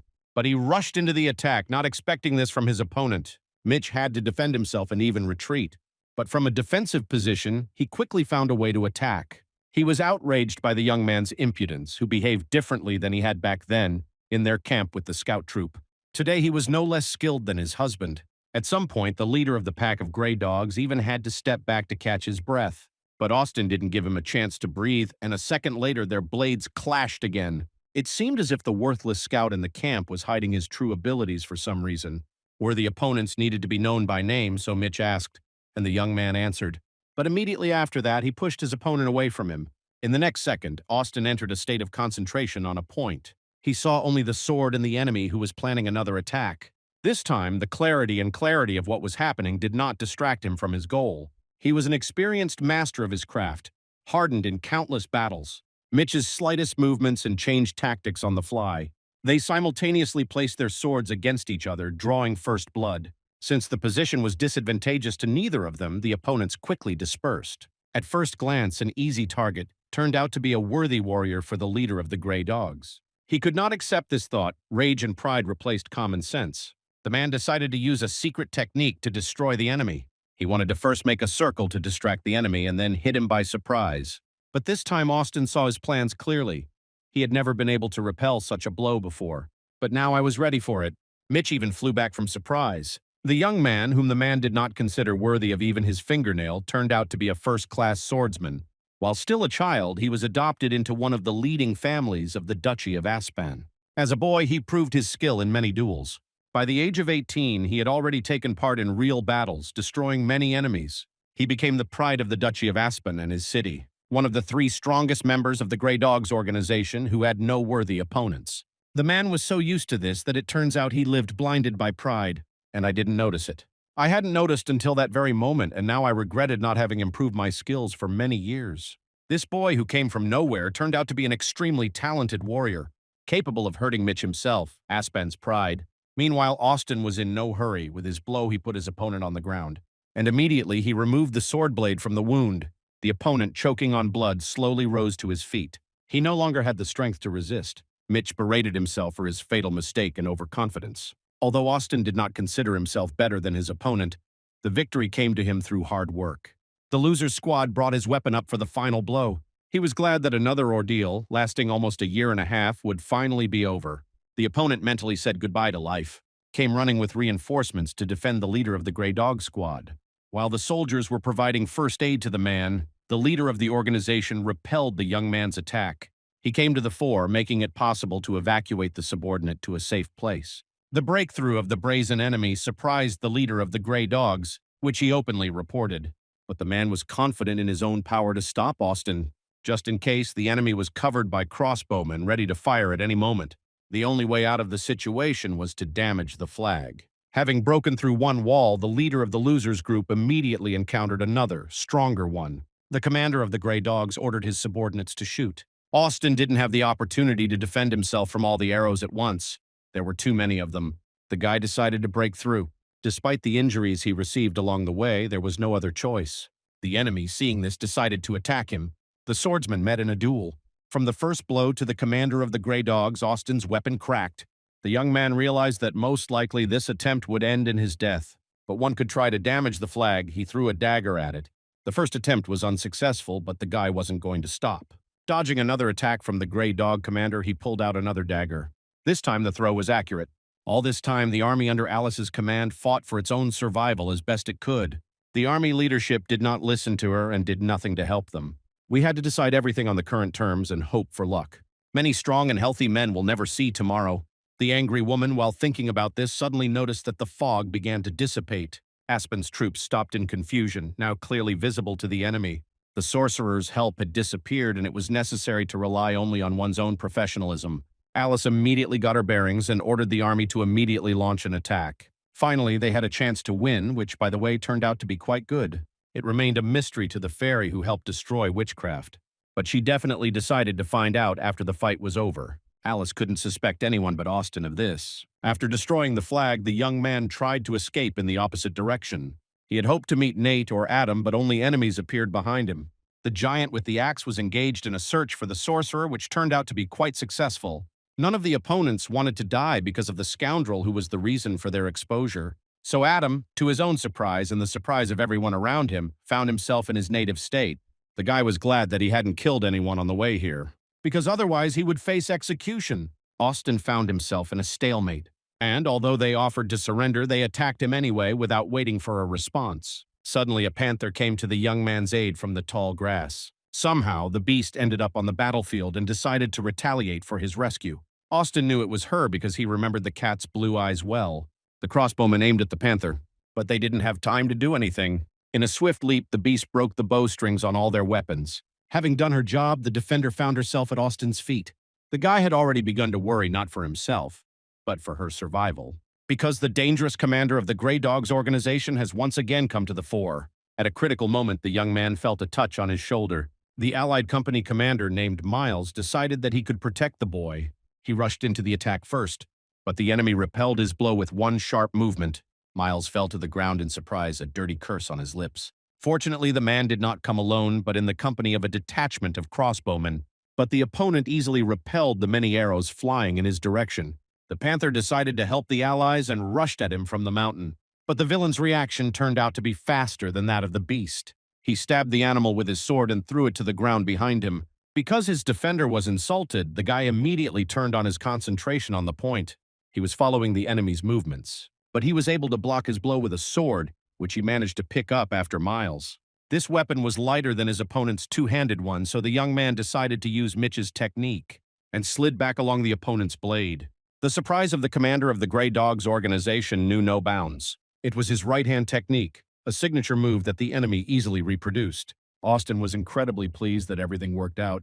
Miles came to the young man's aid again. In addition to this, the commander of the Grey Dog saw a large number of enemy soldiers approaching. It was necessary to leave. This fight did not bring anything good for Aspen. But finally, he promised Austin a mandatory meeting in the future. A moment later, the enemy gave the order to retreat. Leader of the loser squad ran up to the panther, despite his own injuries. He didn't want to leave her there. Miles picked him up on his shoulders and dragged him towards the camp. The battle was finally over. The adrenaline began to drain from the young man's blood, and he almost immediately lost consciousness. The soul carrier in the afterlife lectured him again about stubbornness. He didn't understand what motivated the boy to come back to life every time. While the young man was unconscious, his comrades on the battlefield rejoiced at the victory. Austin gradually regained consciousness in the infirmary, hearing the voices of his squad members. For some reason, it seemed to him that his hand was resting on something soft. Opening his eyes, the young man was surprised to see the same panther from the battlefield next to him. All 5 members of his team looked anxiously at their commander. The squad leader lost a lot of blood, and everyone was worried that he might not survive. But Austin's character here also outweighed all predictions. Realizing that everything was now in order, the soldiers present dispersed to mind their own business. The young man could finally breathe a sigh of relief. Another obstacle had been destroyed. Nate remained in the tent, who was staring intently at the commander. The man was concerned about the young man's strange behavior and especially his conclusions about witchcraft.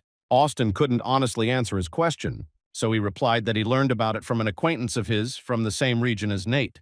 He, of course, did not believe this answer, but he did not insist on the truth either. The giant dealt with the scoundrel who had summoned the fog of death upon the army, and I had no more desire to cross paths with anyone like that. Suddenly, out of nowhere, Evan appeared at the bed, sneaking up on the panther. The cat growled displeasedly at the sly one. Apparently, she only accepted the master she had chosen herself. Evan revealed that it was a lake panther, which was actually a spirit beast. The claws of this cat were very valuable, and the guy was going to make money with them. After the hard-fought victory, there were several calm days. Austin was preparing for another workout, feeling that he was already capable of physical exertion. The squad members tried to keep him in the tent, emphasizing that the best recovery for him so far was a good night's sleep. The squad leader decided to ask about Mitch's technique, which he was able to repeat the first time. This was his first experience, and it caused a whirlwind of assumptions in his head. But Nate noted that this is absolutely possible if you reach a certain level of skill. Adam, from a swordsman's perspective, also supported this opinion, especially since Austin knew the basics well. But still, everyone agreed that the commander was just lucky, because usually he was used to repeating the same technique several hundred times. To those around him, the guy was the same, but in reality, he had changed and grown a lot. It could be that with this level of development, numerical repetitions were no longer relevant. To prove his theory, the commander challenged Nate and Adam to a duel. They noted that, for now, this leader's plan was crazy. The dialogue was interrupted by the appearance of Alice. She asked from the doorway if Austin had really destroyed the flagpole and saved the army. The guy understood that he could not lie and answered in the affirmative. He emphasized that he had knowledge of witchcraft and had carefully calculated the right target. During the reconnaissance phase, he supposedly marked the necessary flag in case of unsuccessful destruction. Having heard everything she needed to, Alice turned towards the exit. But in parting, she noted that she would keep a close eye on the young man because she felt an inexplicable connection. The soldiers present immediately began to mock this remark. They thought it was a kind of flirtation. Austin tried in vain to stop the gossip from spreading. Evan, who appeared on the threshold of the tent, announced that guests had arrived at the camp. An esquire of the Knights of the Red Cloak has come to take the test. Austin's division was named after Cyprian, a famous knight of the Order of the Red Cloak. Esquire were called students who followed the path of chivalry. After passing the test, they became junior knights and could rise further in rank. It was as if today's guest wanted to be tested on the battlefield. A few minutes later, the call for the army to form up was heard. And although the commander was discouraged from participating, he could not miss such a spectacle. Only Nate supported him in his desire to fight. most likely because he was completely insane. The sunset sparkled on the helmets of the division, which was lined up in even rows on the field. Somewhere in the crowd, Austin's squad could be seen. The guy had never seen people of this size in person before, so he didn't even blink. The esquire in the red cloak walked straight into the ranks of the enemy army. At some point, the enemy archers, who were the first line of defense, aimed their weapons at him. But despite the threat, the man did not stop his movement. Suddenly, his behavior changed dramatically. Noticing this, the enemy commander gave the order to shoot. There were so many arrows that they seemed to fill the entire horizon. Having reached the peak of its height, death from the sky aimed at its victim. The esquire touched his sword. He seemed to be in no hurry. Dropping sharply to the ground, the man prepared to jump. Adam, who was next to Austin, understood well what technique the knight candidate was using, and he didn't stop commenting, much to the joy of the squad leader. Using the strength of his own legs, the esquire managed to change the trajectory of all the arrows and rushed forward. Loser Squad held his breath. A few seconds later, the front ranks of the enemy army encountered the outstanding swordsman. With one blow, the esquire immediately got rid of no less than a dozen warriors. He gradually moved forward, significantly thinning the enemy ranks. Austin could finally see with his own eyes the power he had been yearning for all his life. It was an absolutely spectacular sight, and the opponents did not know what to do better. The attacker inspired incredible terror. He was like a whirlwind. The sword flew relentlessly across the battlefield, but no one had time to cross weapons with it one-on-one. In the end, the soldiers were so frightened that they began to retreat, and they did so chaotically, in different directions. The unit commanders tried frantically to stop the escape, but it was all in vain. Left alone against a powerful monster, the villains died very quickly. Aspen's army was unable to put up a worthy fight against the esquire. Watching what was happening, Nate even assessed the future knight as a brilliant warrior. And the lazy swordsman finally regained the goal he had lost many years ago. Only Jared regretted the dozen moments that had been wasted by the enemy in killing the esquire. Tony prayed incessantly, rooting for his allies' victory. Austin analyzed every move. Now he could track the techniques and tricks that the genius used. He was an imitator of a direct style that always ended with a decisive blow. The heavy sword was used in exceptional moments to destroy as many enemies as possible at once. Sometimes he played with a ghostly sword, which was the basis of the primitive technique that the young man himself used. There were noticeable elements of a dancing sword, which were difficult to see due to the high speed. They were usually combined with a soft style of fencing. All of the techniques listed above were radically different from each other, but were very organic. Now that Austin knew the basics of the craft, he saw that despite the differences, the origins were common. The guy understood that the path to self-improvement was mastering all available fencing styles. In this case, the sword will become an extension of the hand.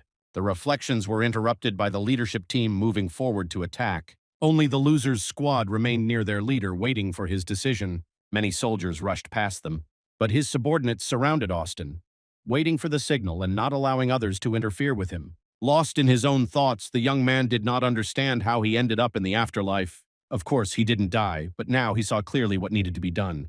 Before him stood the largest wall he had ever seen. The guy was at the beginning of his journey of development and wanted to take a decisive step forward. He no longer wanted doubts and obstacles to hold him back on his path, no matter how difficult it was. A fierce battle has already begun on the battlefield, and Austin mentally continued to climb to the top of the wall. The command insisted on a powerful offensive, realizing that the esquire had confused the enemy. The young man did not want to engage in any battles until he had sorted out his own consciousness. This battle ended without the participation of the loser's squad. The army was victorious and the Knights of Aspan fled in disgrace. Recent events have predicted that very soon, the long-awaited peace will come to the lands of the kingdom. Both sides needed to prepare for the upcoming finals campaign, especially since the news for the Duchy of Aspan was disappointing. Duke William received a report of the defeat on the battlefield and was furious. The appearance of a representative of the knightly order destroyed the entire previously planned strategy. The governor and politician Elijah emphasized that they were left with no chance of victory. The culprit was named as General Frog, although the esquire's face was hidden by his helmet. In the end, the commander of the Grey Dogs was made responsible. He failed the tactics with witchcraft. An enraged William insisted on punishing everyone involved for the failure. Commander Joseph swore to avenge the shameful defeat. While Aspen was licking his wounds, his opponents decided to redeploy. Austin remained silent and mysterious the entire time, hardly speaking to those around him. Soon the troops reached the fortress on the border of the royal colony. Border Guard Command decided to reward everyone who contributed to the victory over the enemy.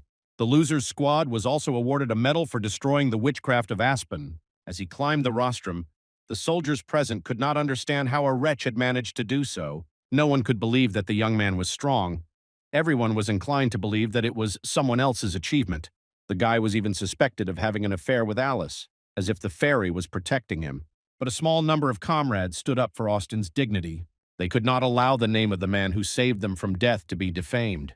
The warriors knew that now standing on the podium was a man who could be an outstanding personality in the future. The leader of the squad was rewarded with a large pile of money.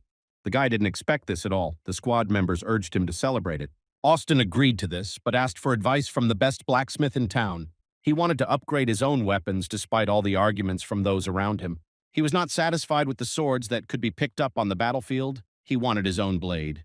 The knight could not afford to use poor quality equipment. The squad leader's goal was to finally pass the exams to increase his own rank. He felt that for many years he had simply been hiding in the position of an ordinary soldier. Evan, who was most interested in the changes in the commander's behavior, agreed to help him. The kingdom's army used a rank system, on which the opinion of others directly depended. To move up from a lower rank, you had to defeat 3 average opponents. That's why the cunning redhead decided to make it this year. He accepted bets on the outcome. And those willing, of course, were quickly found, because everyone wanted to teach what they believed to be a scoundrel a lesson. The opponent was considered one of the strongest of his rank, and all bets were placed on him. Only Evan was confident that his boss would win, so he bet the coin on him. Since such fights were not fatal, Austin had only one chance to win. The guy regrouped, realizing that he had no right to miss a single detail. In the past, before all the trials, the young man would not have dared to take such a step. Now he had a lot of experience behind him and he could use it. The mid-ranking warrior decided to attack. While the man was running towards Austin, he was building a strategy for defense and attack. With one sharp blow from the previous test, the young man knocked the weapon out of his opponent's hands. Because the opponent's grip was not flexible, the sword flew out of his hand, breaking his fingers. Obviously, he could no longer fight. Therefore, the leader of the loser's squad hit his opponent in the face with his hilt. The mid-level taskmaster fell to the ground unconscious. And Austin stood over him in amazement, pondering the reasons for the weakness of the once unattainable fighter. Even Evan was shocked. He didn't expect it to happen so quickly. Those who placed on the middle rank emphasized the deception because they did not want to pay money. Ultimately, the commander came to the conclusion that he was simply not being taken seriously. To prove it, he was ready for a rematch, and the next opponent just happened to be found. He also turned out to be a handsome warrior who was armed with a spear. Thanks to his concentration on the point, the young man saw that the man was distracting him with cunning maneuvers. After several deceptive moves, the enemy attacked. But this idea turned out to be a failure because Austin, with a sharp movement, cut the spear in half. The guy expected it to be a trick, a check, and the opponent would attack with a different tactic. But it seemed that the young man thought of his opponents as better than they actually were. The squad leader counterattacked the man with a kick to the body. He fell to the ground like a sack of potatoes in front of the shocked audience. Now the crowd around him was starting to cheer for the former underdog. It turns out that the assumption of chance was incorrect. Austin underestimated his own capabilities. When the victim was removed from the arena, Evan began searching for a new candidate. Commander Miles was also present among the spectators, but this time he was on the young man's side. The commander of the scout troop, Andrew, wanted to enter the arena, but a guard stopped him. Despite the amount of training the aristocrat did, Austin was still stronger. They could only observe from afar without engaging in direct confrontation. Since no one wanted to be publicly shamed, Nate decided to help with the candidate. He found one of the soldiers who spoke badly about the commander. There was such a commotion that the man had to enter the arena against his will. While the commotion was going on, Austin tried to grasp the level of his own skill. From the very first fight, the guy got used to competing with opponents to exhaustion. Even for the sake of the assassin, he died dozens of times, trying to go beyond his own capabilities. The last battle had actually tempered him in water, fire, and copper pipes. Repeated, almost round-the-clock training sessions with my own team of absolute lunatics also helped. Overly difficult matches and fights distorted the impression of one's own capabilities. Suddenly, he remembered his first fencing teacher. The mercenary advised never to treat the enemy with disdain. But Austin never thought this day would ever come. Now the leader of the losers' squad understood what power he really possessed. In the third fight, the young man decided to attack first. His attack was so powerful that his opponent gnashed his teeth in terror. The repeated attack finally destroyed the opponent's weapon. But it seemed Austin wasn't going to stop. The guy attacked a third time. The frightened man fell to the ground, certain that he was about to be killed. But the blade stopped a few centimeters from the coward's face.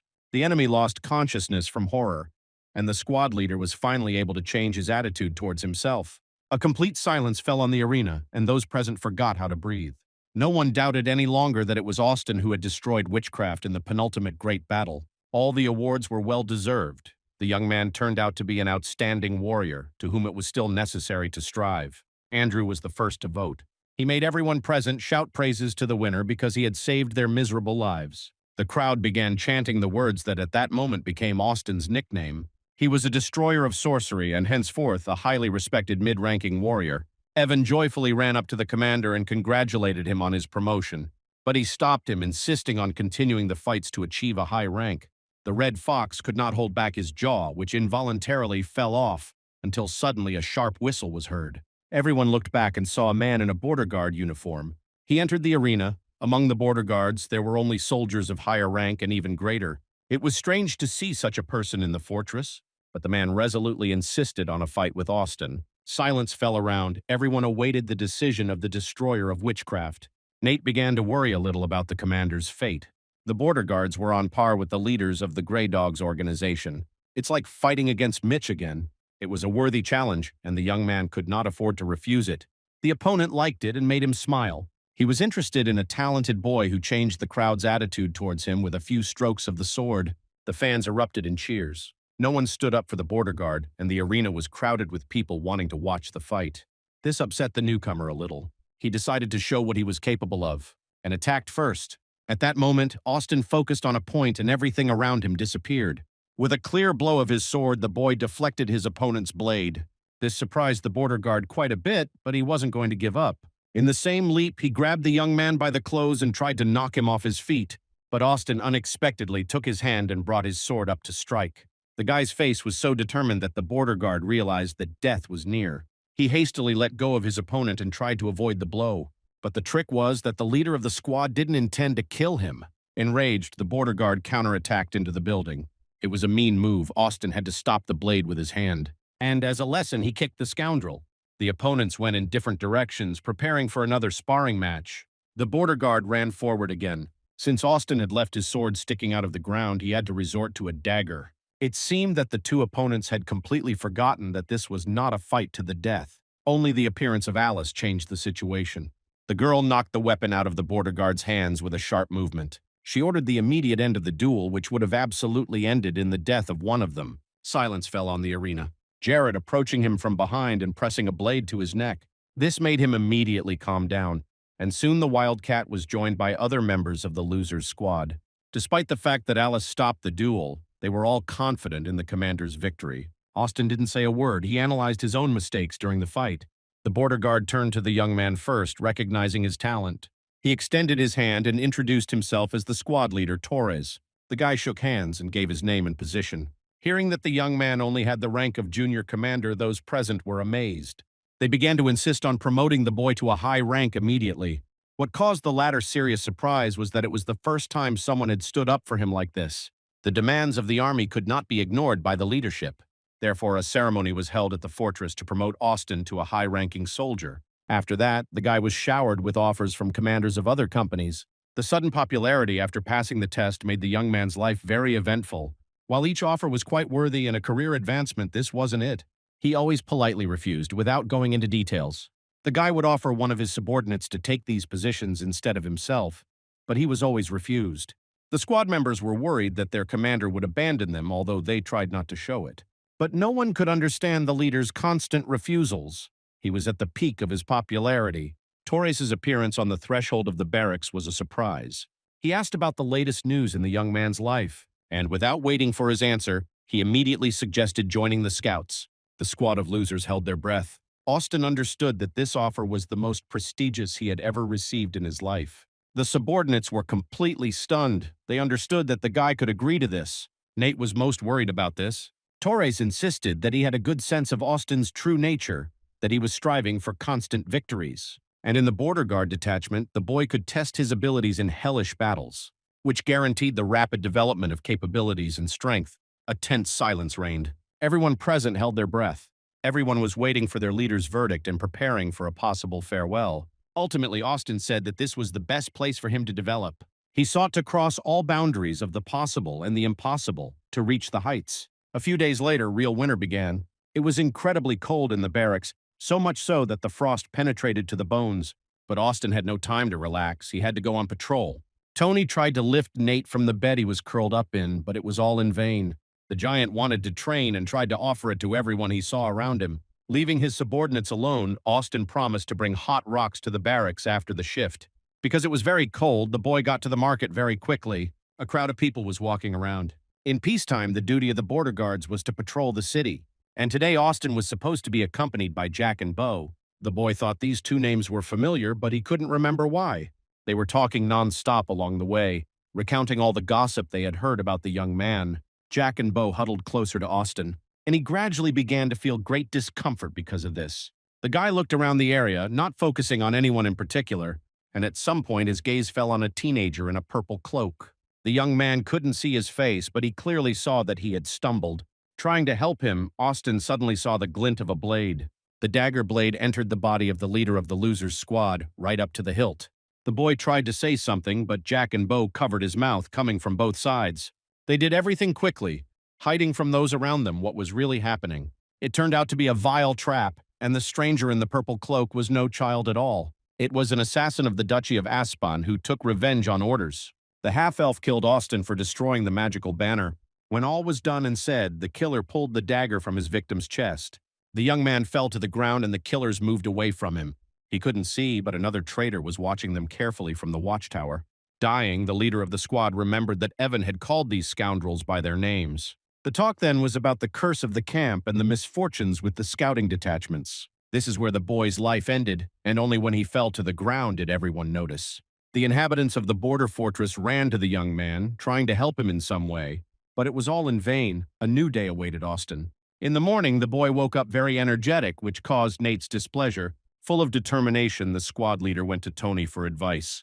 The man enjoyed physical endurance training and was currently working on hardening. The boy wanted the giant to share his own experiences with him.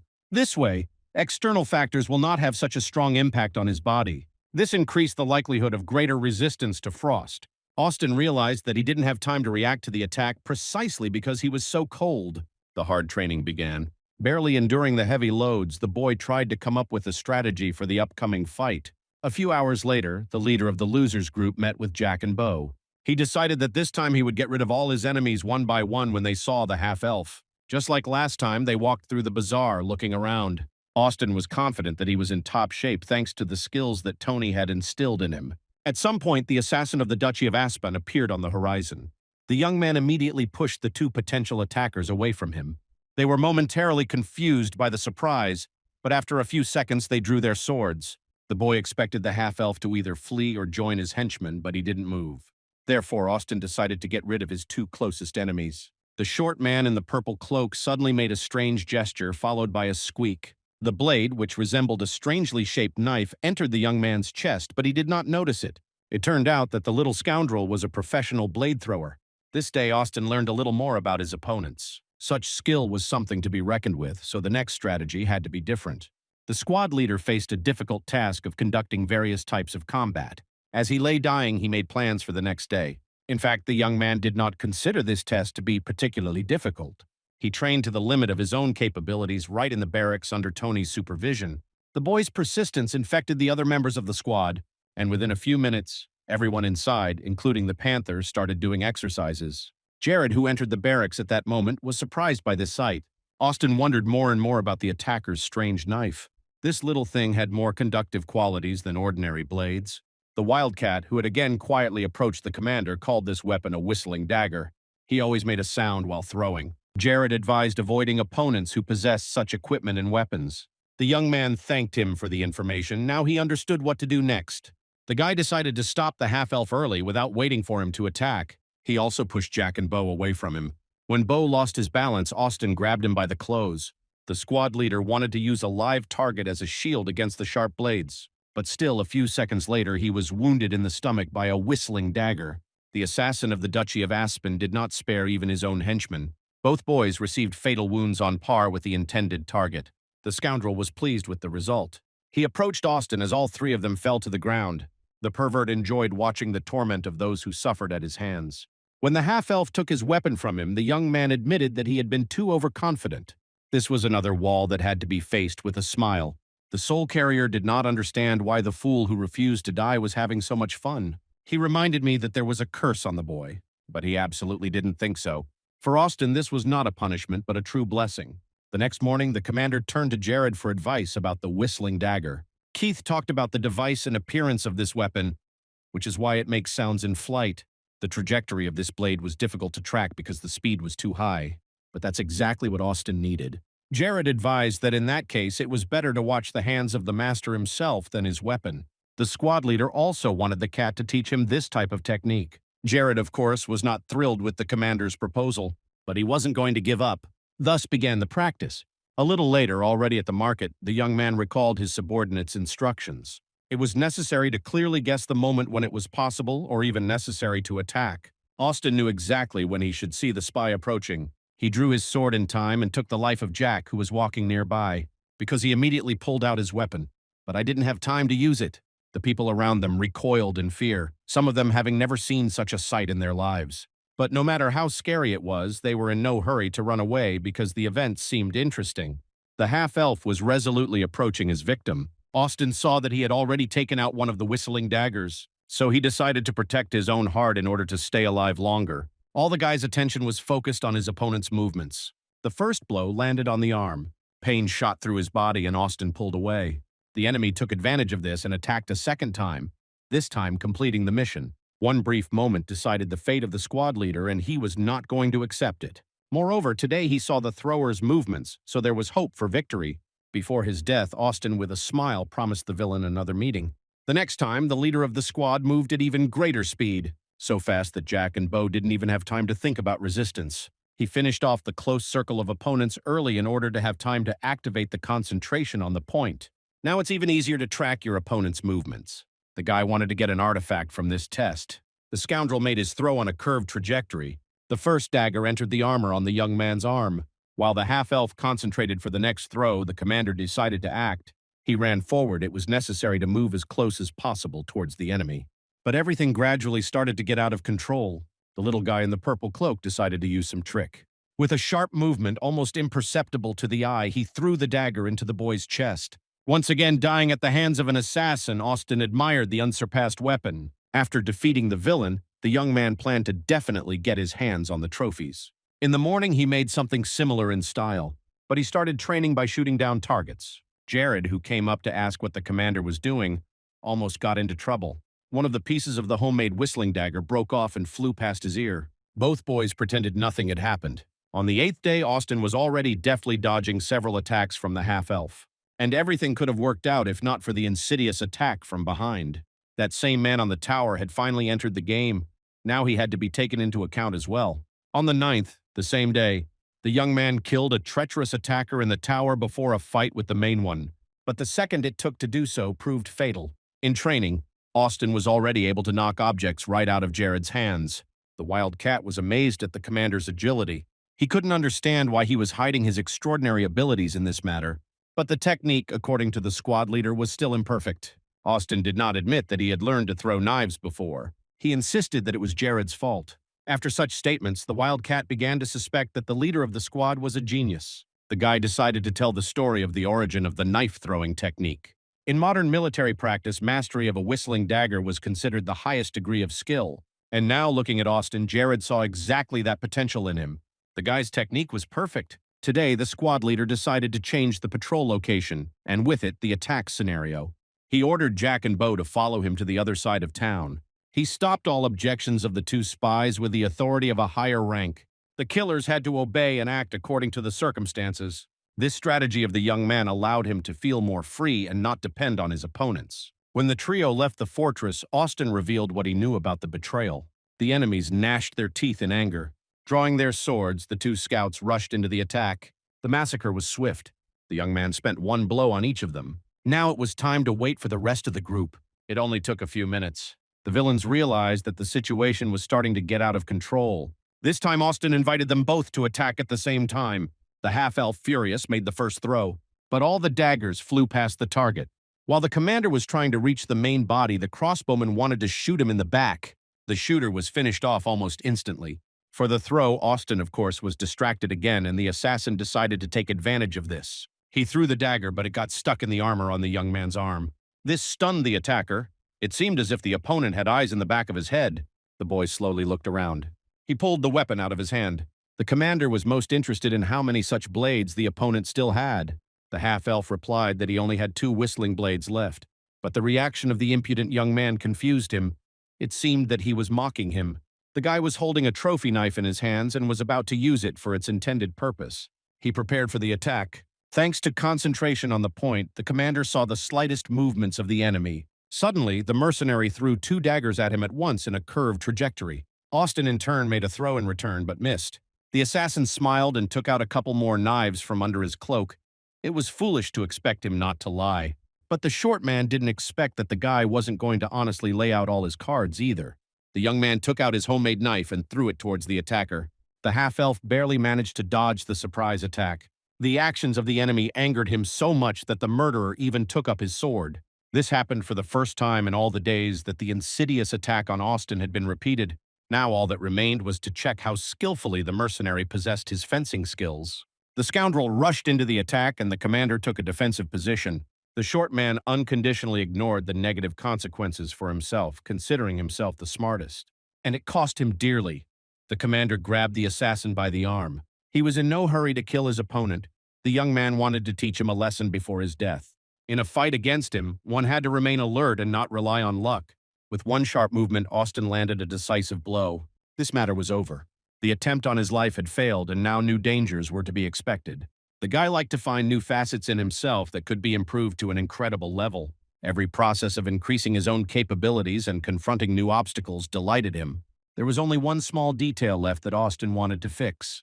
The guy took the artifacts he had dreamed of for so long. Finally, the whistling blades have found a new owner. After what happened, it was necessary to report and stop Alice. As usual, the commander tried to chalk up all the strange changes and inconsistencies to luck. But the company commander, of course, did not believe in such miracles. Because Austin was a tough nut to crack, the fairy never learned the true details of the operation. This obviously annoyed the woman, but there was nothing she could do. Everyone stood their ground, so Alice decided to let her subordinate go. The young man returned to the barracks, but didn't even have time to cross the threshold properly. Nate's axe flew at the commander's head. The young man managed to dodge at the last second. The savage subordinate smiled contentedly, so he decided to check the reaction of the squad leader. An enraged Austin responded by throwing hot rocks at him. Nate was so pleased with the gift that he didn't realize right away. He grabbed it with his bare hands. A few seconds later, the man was shouting at the entire room, but no one paid attention to him. Austin agreed with Evan about a haircut and they went outside. It suddenly started snowing and neither of us liked it. The rest of the squad also went out to see the changes in the weather. Despite the disgruntled grumbling, the boy tried to understand the reasons for the spy's insolence. Austin decided to ask Evan about the scouts who attacked him. Each of the scoundrels had a bad record, but judging by the available information, they were members of the same guild. Brainstorming began. Only one organization changed almost its entire composition. The Thieves' Guild was a den of incorrigible bandits. They knew this city like the back of their hand. Austin, for some reason, concluded that Jared could be one of these comrades. And to the surprise of those present, he replied that he indeed had such contacts, but no longer maintains them. When the haircut was finished, the snow fell heavily, making life difficult for the boys. Nobody wanted to clean up the snowdrifts. It was quite hard work for which they did not pay any money. The commander, realizing that there was also no desire to do this, suggested organizing a sortie. Everyone immediately agreed with his idea. They were ready to go anywhere immediately. Even Evan, who had never volunteered for anything like this, grabbed his weapon. But before doing anything, it was necessary to inform the company commander about this. So Austin left his impatient subordinates for a while. He told Alice about the likely involvement of the Thieves' Guild in the assassination attempt on him. He insisted that the villains must be destroyed immediately, but the fairy understood well that there was no need for haste for such things. The reason was the snow. Although the young man denied it, it was all written on his face. Alice gave her permission, and the band of losers immediately set off on a hunt. Evan learned that the Thieves' Guild was called the Gilpin Guild. To find out about the villain's base, Austin decided to involve Jared. The guy had to find the information under any circumstances. Ignoring the surprise of those present, the wild cat agreed to the order. While Jared was out scouting, the rest of the team decided to visit a local tavern. It was nice to eat something warm rather than standing outside. But although the commander advocated the destruction of the Thieves' Guild, the idea seemed irrational to Evan. Therefore, the guy decided to act on his own. He called the waitress over. Being well-versed in local communications, he whispered something in her ear. Although Austin saw this, he decided not to interfere for now. Jared had been gone for a long time, and the commander began to think that he had been a little hasty with such a difficult order. But in reality, everything was fine. The wildcat almost revealed the guild's secret. From the roof of one of the buildings, the boy watched two members of a clan of thieves. Moving through the city, they didn't even suspect that they had brought a member of the losers squad to their lair. Having learned everything he needed to know, the wildcat came to the tavern where his companions were having dinner. The guy found the feast in full swing. He was cold and hungry while the others were enjoying a delicious meal in the warmth, but it was not the time. Austin offered him a boar's leg, but the wildcat refused. Jared was determined to go forward on the mission immediately. Nate was freezing outside and didn't want to go outside so quickly, so he immediately exploded. A fierce argument broke out between the two soldiers, which was stopped by the commander. After a little consideration of all the pros and cons, Austin sided with Jared. Displeased, Nate grumbled and chattered his teeth all the way to the thieves' den. Walking down the street, the group of losers at some point passed two homeless people sitting on the side of the road, and they, waiting for the right moment, took out their knives. The villains launched a sneaky attack on the squad members, but a restless beast with an axe stopped them halfway. The man took the lives of his attackers despite his feigned lack of concentration, which misled them. Nate even liked it because it got his blood pumping a little. With his characteristically crazy logic, he began to interrogate his already unconscious enemies. Jared interrupted his friend's meaningless monologue. He said that they were guards of the Thieves' Guild. They were guarding the entrance to a secret dungeon, which by all accounts was in the castle. Tony immediately volunteered to help with this problem. With a few blows, the man removed the oak hatch that led to the basement. Austin, for now, was happy with how things were going. Moving through the dimly lit tunnels, the squad members wondered about their next plan of action. The squad leader replied that he planned to show his enemies what he was capable of in anger. 10 minutes passed and the team saw the end of the tunnel, which ended with a massive door. They had no idea that the entire guild was waiting for them on the other side. Thanks to information from the tavern waitress, the thieves knew that a visit was being prepared for them. The failed attempt on the magic destroyer was to be changed by this meeting. Then the Duchy of Aspen would calm down. The villains believed, like everyone else, that they would be opposed by an ordinary pack of losers. That confidence was shaken a little when Tony smashed the front door to pieces with one blow. It was a polite attempt by the man to knock. Despite Nate's cries of murder, Austin changed his mind. He decided to pardon those who surrendered voluntarily and those who were not involved in the killings. Having drawn a line on the floor with his sword, the boy invited those who wished to step over it. The young man promised to take the lives of those who would stand their ground. The leader of the thieves only started to sneer in response. Tony, understanding what he was getting at, remarked that these scoundrels would only respect the language of force. Austin didn't need to be asked twice. He raised his sword and challenged the strongest. The opponents nominated their candidate, who also, coincidentally, turned out to be a swordsman. The man stepped forward and began threatening violence, but the young man did not like idle chatter. The opponent, realizing this, rushed into the attack, which quickly turned into a counterattack by Austin. With one blow, the boy wounded his opponent in the shoulder of his leading arm. The leader of the Thieves' Guild was unpleasantly surprised by the result of the duel. His best warrior writhed in pain on the floor. The guy gave the scoundrel some time to not realize it and again offered a choice. At that moment, he looked so cool that his own squad held their breath. A prolonged silence ensued. And finally, the first of the guild, Gilpin, threw down his weapons and surrendered. This caused incredible indignation from his boss. The man drew his sword and tried to kill what he believed was a traitor. But at the last moment, he was stopped by Austin's whistling dagger in the forehead. The young man had no intention of joking. The guild leader fell to the ground bleeding. Everything happened so quickly that those present did not immediately understand what had happened. The commander heard the squad members clinking their tongues behind him and realized that he looked impressive. The massacre of the leader forced the rest to beg for mercy. Nate insisted on a complete elimination, but one of the thieves began to shout louder than the others. He insisted that there were no bad people here at all, except for those who were already dead. The man called himself Gilpin and asked to be punished instead of the rest. This caused a glitch in the settings of the loser squad. Since this name was used in the name of the guild, it turned out that the deceased was the main eater. But as it turned out, everything was arranged much more cunningly. Evan was the first to understand. The name of a subordinate saved the life of the treacherous leader in case of danger. Gilpin was still trying to argue for pardoning his comrades. A second later, other thieves rushed to his defense, telling him what a nice person he was. Unexpectedly, even Nate lashed out at Austin, calling for justice. As a strong argument in their favor, the robbers offered the loot as a ransom. Their craft allowed them to acquire a considerable fortune, which was kept in hiding. The losers realized what they were dealing with only when Tony broke the lock on the makeshift safe. Austin agreed to the offer and the boys rushed to choose trophies. There really were a lot of things there. Nate even found a warming blanket made of leather. The squad leader was also lucky. He was hit in the eye by armor made of strong elastic leather. Only Evan did not participate in the looting because he had an offer. The guy wanted to appropriate the Thieves' Guild for himself, not destroy it to the root. Of course, the charter will be changed to suit their personal moral standards. Members of the group will no longer kill people and accept orders for this reason.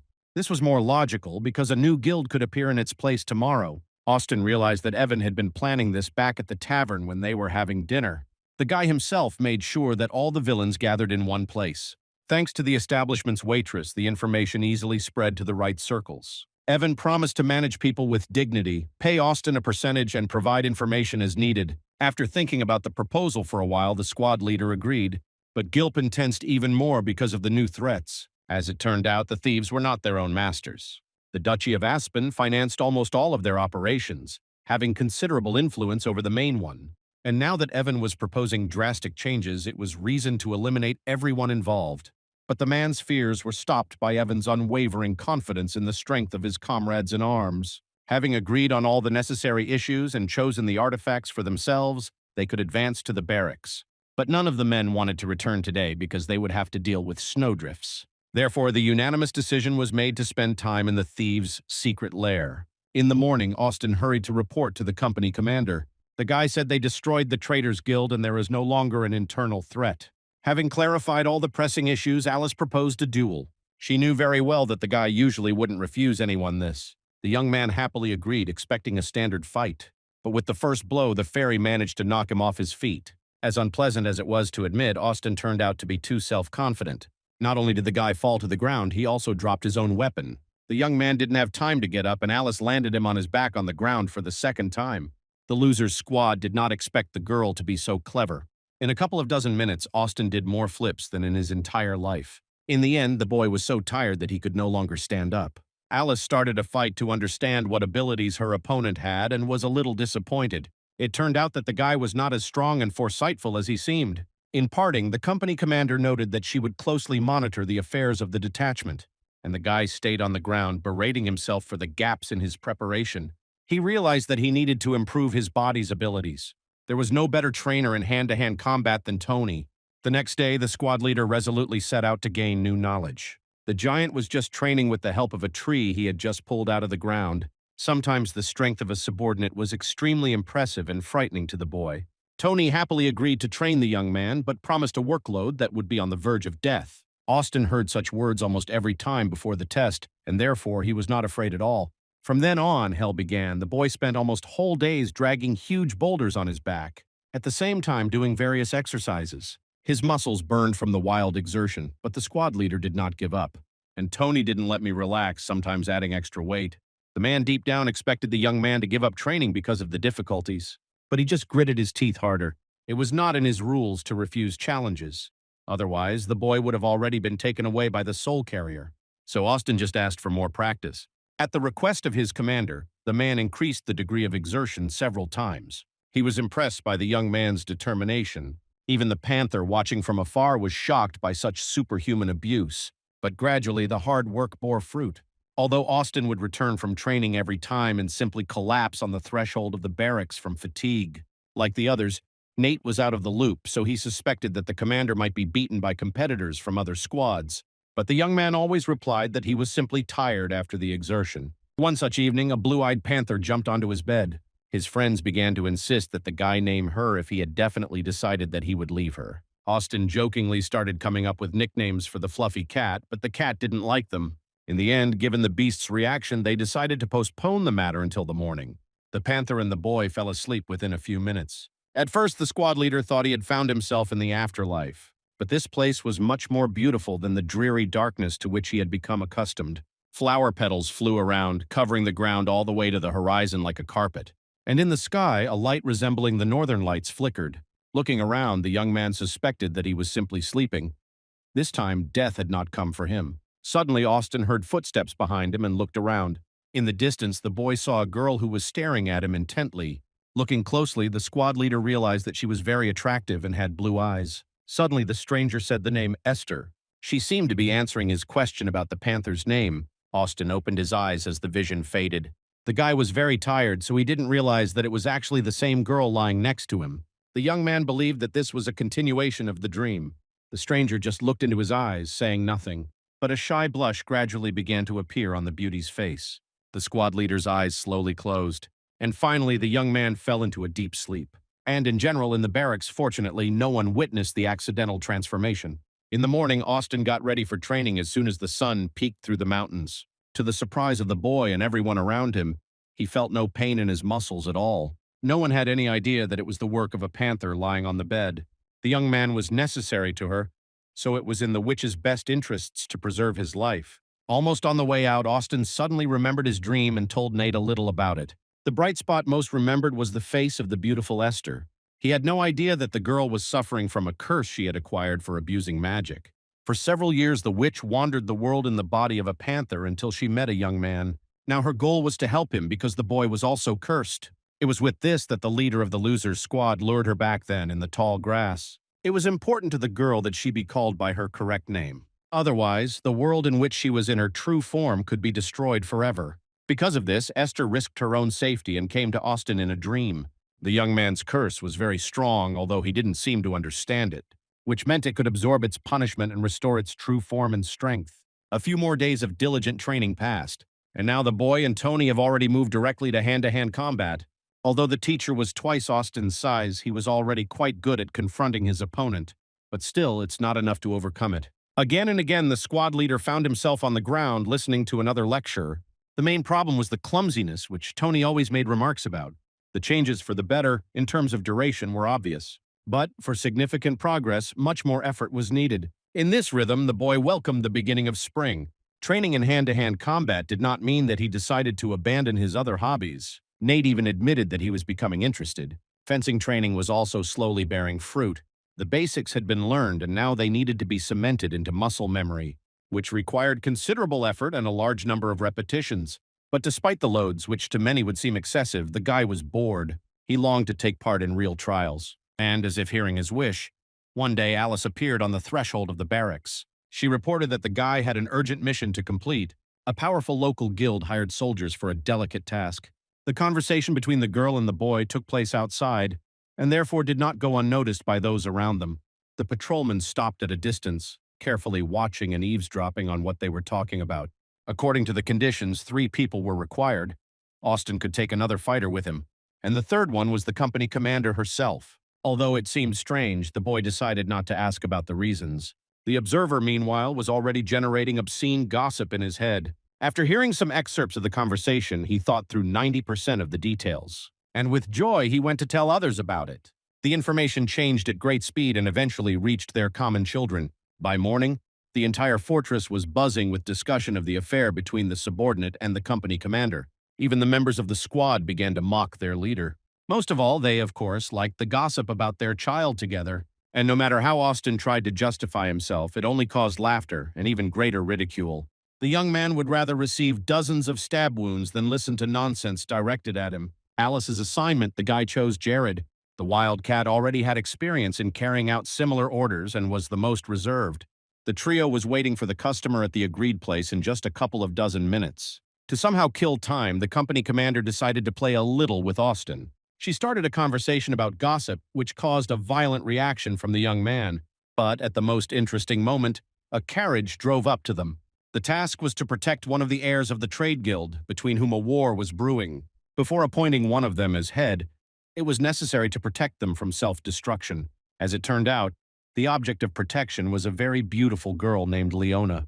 The only thing she said when addressing the warriors was a greeting. All communication was carried out through the maid, and the young man did not like this condescending attitude at all. On the way, it was agreed to stay at a local hotel and meet with the second heir in the morning.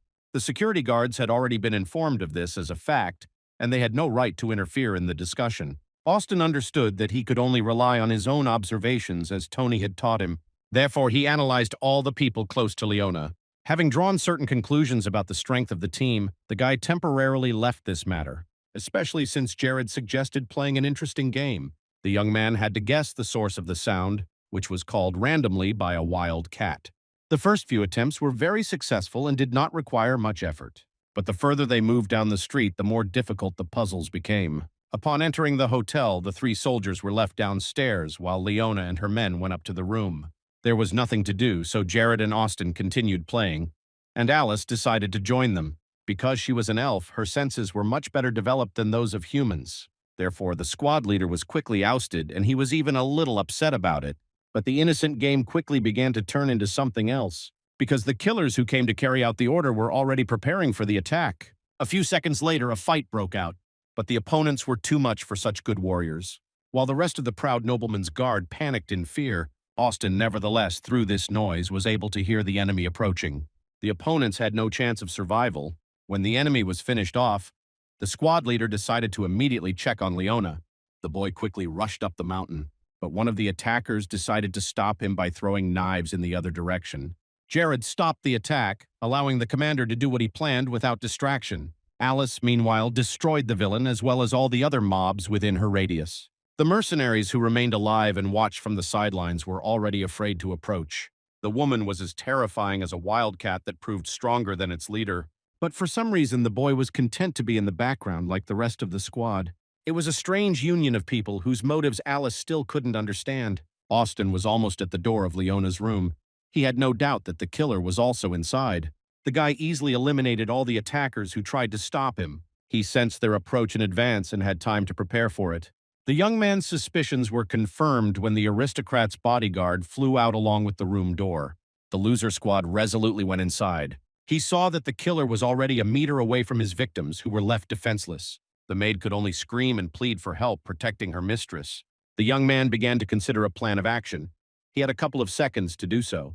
He should have had time to cover the women with himself. The guy had only seen something like this once in his life. He had to act like an esquire. Austin imitated that move almost perfectly the first time, and it worked.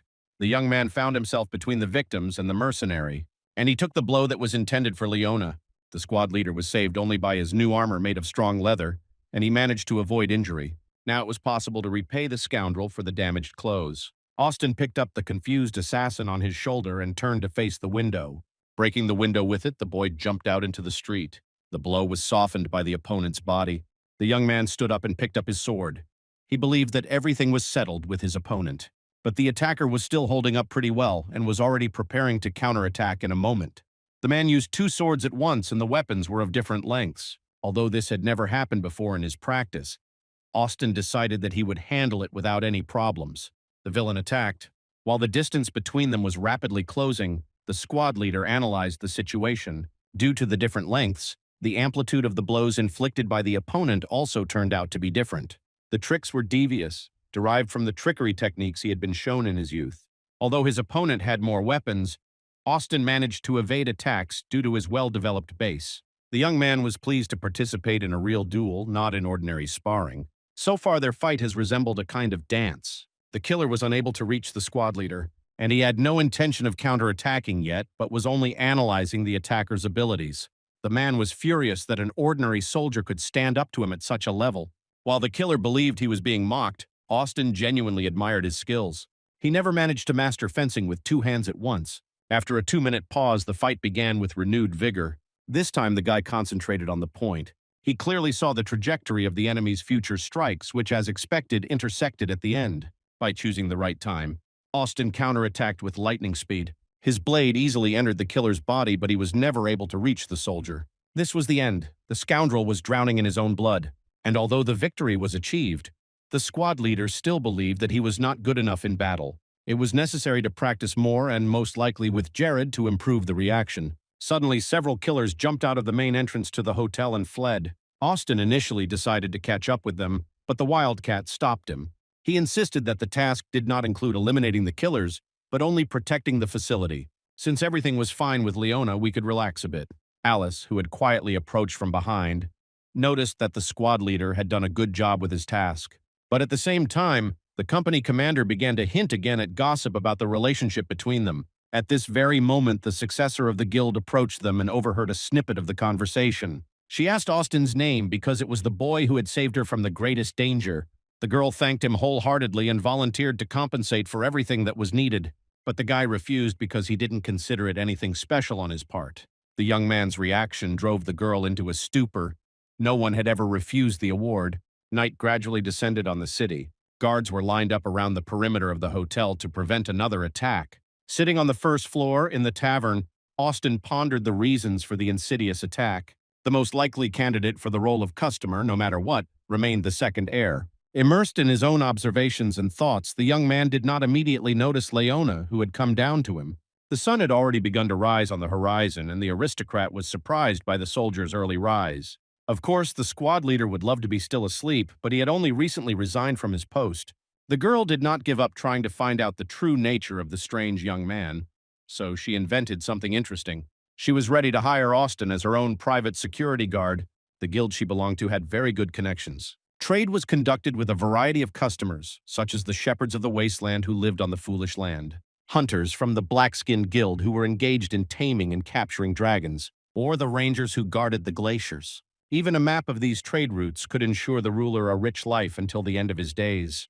That is why there was such a fierce struggle for the inheritance. In this struggle, the girl needed guards who would not act solely for financial support. Austin turned out to be such a person, and Leona believed that the guy would not refuse her. But she was deeply mistaken. The young man did not want to serve someone else all his life. The boy's answer shocked the aristocrat, and she involuntarily began to insist on her point. The young lady was stopped only by the appearance of Jared and Alice. They believed that Leona, not accepting rejection, was simply pushing to get what she wanted. Realizing that she was currently in the minority, the aristocrat did not argue and rose to her feet. She said that she should expect the arrival of her competitor in the family dispute tomorrow. A few hours passed after this conversation, and everyone around was already talking about Austin conquering Leona. Even Evan, who had arrived recently, started asking the commander about it. Any conversation with another girl made the young man a traitor to the company commander in the eyes of others. Since the cunning fox arrived quite on time, the boy decided to give him a task. He instructed Evan to find the attackers who had escaped from the hotel. More information was needed. The past leader of the trade guild, Steve Lockfried, was a good businessman but an indecisive man. Despite the fact that the adopted daughter, Leona, was most suitable for the role of heiress, he never dared to make a final choice so as not to offend his own son, Maurice. The man died and was buried according to guild traditions, and a fierce war began. Now his son was on his way to meet his stepsister, burning with anger. He was told that the attempt on Leona's life had failed. The schemer turned out to be more cunning than the squad of assassins that came after her. Maurice's advisor assured him that this was not the end, there was time, and the problem could be solved. But the silent companion who rode with them in the carriage did not hold the same opinion. Finally, the carriage stopped and the delegation of the heir to the merchant guild entered the hotel. On the first floor, they saw only Jared, Austin, and Alice. The capricious aristocrat immediately began to show his unpleasant character, but the squad leader paid no attention to this. The guy focused only on his silent companion, who remained a little to the side. He too soon fixed his gaze on the young man. Meanwhile, Maurice began yelling at Jared, demanding that he call Leona downstairs. At this point, Austin was glad he hadn't brought Nate with him. A crazy axe lover would have already blown off the head of the arrogant superior. To be honest, the wild cat also reacted badly to this attitude towards itself, but at least it could have been stopped. In the midst of a dispute that could escalate into armed confrontation at any moment, Leona appeared. She immediately stated that her brother was late, and this diffused the entire conflict. Although Maurice still continued to grumble about the behavior of others, he came very close and immediately regretted it. The heiress hit him in the face with her hand. She thus showed her indignation and awareness of her brother's actions. Leona called him an idiot who risked his life by attacking regular soldiers. Maurice was taken aback by the surprise and blurted out that he didn't know about it. But after the advisor's signal, he began to claim that it was not his doing at all. He openly despised Leona for not having her father's blood flowing in her. But the girl resisted this pressure with dignity because she knew that her brother was too stupid for the position of head. She would have broken up with the guy a long time ago if it weren't for her father's verbal will. Try to come to an agreement. Open dialogue between relatives made those around them understand the mental abilities of each of them. Leona, thanks to her own intelligence, was more suited to fulfill the duties of a leader. She could be so cold-blooded that her blood ran cold, but at the same time fair. The girl angered Maurice with her sharp arguments, and he grabbed his weapon. Seeing this, Austin in turn also reacted, and the silent stranger followed his example. So far, none of them had dared to fully draw their sword from its scabbard. But Maurice was gradually pushed back, which indicated a readiness to attack. The leader of the squad was only following the stranger. The man had great strength. The initial pose indicated the technique of the dancing blade. Austin was eager to understand the degree of skill. The boy encouraged his opponent to attack, and he happily complied with his request, drawing his sword. The fight was stopped by the sudden appearance of a detachment of border guards. Torres ordered those present to lower their weapons or face immediate punishment. Maurice was overcome with terror and hiccups. Border guards announced that they were taking the case under their supervision due to the attack by foreigners on the territory of the fortress. Of course, the customer was considered to be the unscrupulous son of the former head of the trade guild. While he was hiding behind the advisor in fear, the man noted that their theory had not been proven. But Torres took it personally, hinting that he would take on the task more vigorously after that. Unexpectedly, Leona intervened in the conversation, offering to find the culprit and solid evidence. She agreed to 2 days in custody along with the other suspects. This surprised Austin quite a bit. He did not understand the motives for such actions. In order to draw final conclusions, it was necessary to catch the murderers who had escaped. And at that moment, the squad leader was satisfied with his own decision to entrust Evan with this task. Leona noted that even if it doesn't yield any significant results, she will expect the border guard unit to continue the investigation. But the girl will do this together with her brother in the guild's hometown because they will leave the fortress. This news worried Austin because he could not provide the girl with an escort outside the city, and the scoundrels surrounding Maurice were ready to tear the heiress to pieces. Leona herself could not help but understand this, and therefore her behavior remained a mystery to the young man. To back up her words with actions, the girl announced a reward for the killers. She pulled out a masterpiece of blacksmithing, a dagger from Carmen's collection, but she promised to give it to the most skillful of the seekers. Of course, Jared immediately volunteered to deal with this matter. This surprised Austin because he had no idea what the object was. Maurice was shocked that the girl had given such a valuable reward. But it was her property, and she didn't have to ask anyone for permission to use it. The dagger was made by the most famous master gunsmith, named Carmen. This man went from being a slave to being a murderer, using only his own types of weapons. There were 7 of them in total, and this sample was the 4th. People would say goodbye to their lives to get them.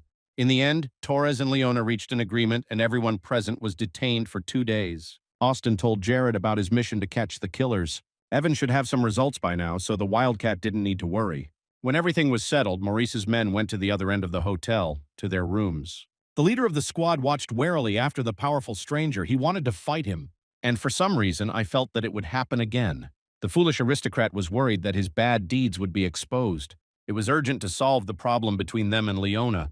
Therefore, the guy, together with his advisor, developed a strategy for bribing the guild's investors. While the intense discussions were going on in the room, Austin was outside practicing Tony's technique. He did the exercises almost without stopping for breaks.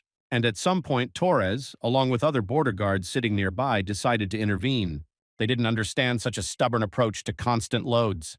But everything came much easier to them than to Austin.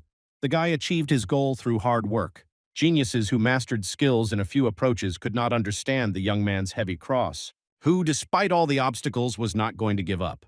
The squad leader stubbornly went towards his dream, ignoring the opinions of others. This behavior of the guy made the border guard detachment at some point reflect on their own laziness.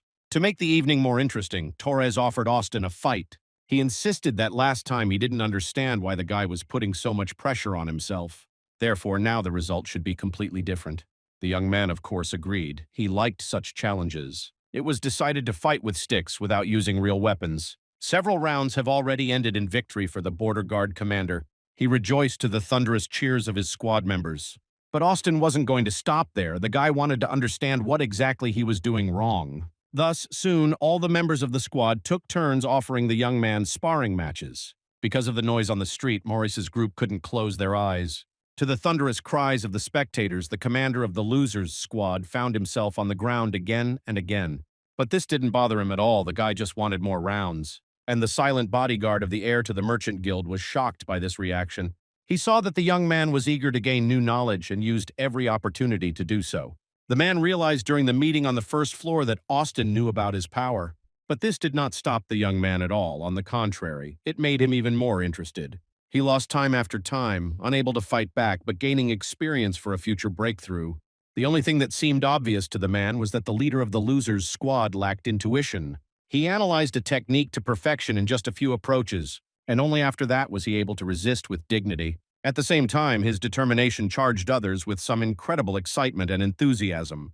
The audience couldn't help but get emotional looking at the enthusiastic guy. Suddenly, the noise around him died down when Maurice's bodyguard asked for a duel. He was waiting for Austin's decision, but Torres suspected the man of pulling some kind of trick. Although the newcomer was not at all concerned, he had an irresistible desire to teach the young man a lesson. In the end, despite the objections of the border guards, the squad leader agreed to the challenge. Jared, who was watching what was happening from the hotel rooftop, immediately tensed up.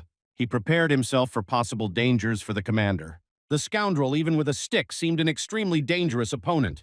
Therefore, to ensure that nothing happened to Austin, it was necessary to closely monitor and intervene in time. Both opponents stood in a stance, preparing for the fight.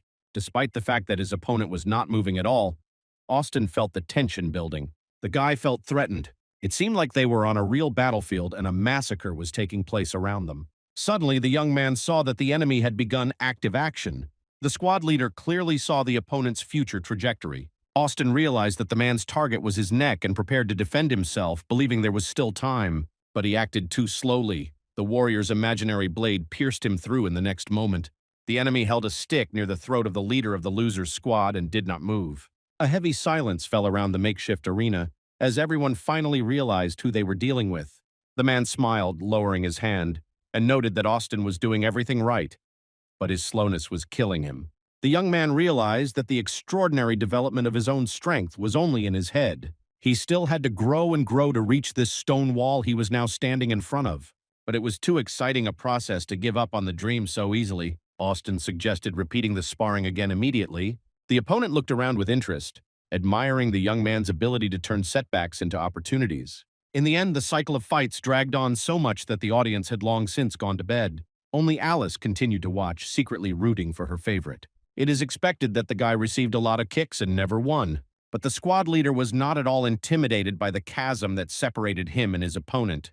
He wanted to master his skills at least a little, and for this he had to practice many times. Jared, whom no one had seen in all that time, understood that the commander would not win this duel today, and he decided to help Austin work on his reaction and speed. It was already late at night, and Maurice's man decided that he no longer wanted to continue sparring. The young man did not try to dissuade him, but simply complimented him on the dancing blade technique. Although perhaps no one believed it now, the boy knew that one day he would fight the same way. In turn, the man decided to show that he truly admires Austin, although I didn't think he had any special talent. In the morning, Torres was informed that the fugitive murderers had been caught. Evan and the Gilpin Guild did a good job on this. The first thing the squad leader did was praise and well-deserved recognition of his subordinates' efforts. The commander's actions completely disheartened the boy. He didn't think he had done anything special. Leona also thanked her for her efforts. Painstaking interrogations began, and intelligence officers tried to identify the person who ordered the assassination. Maurice, who was present in the room, even clutched his heart in horror. After a long silence, the wounded attacker spoke the name of the Aspen Guild.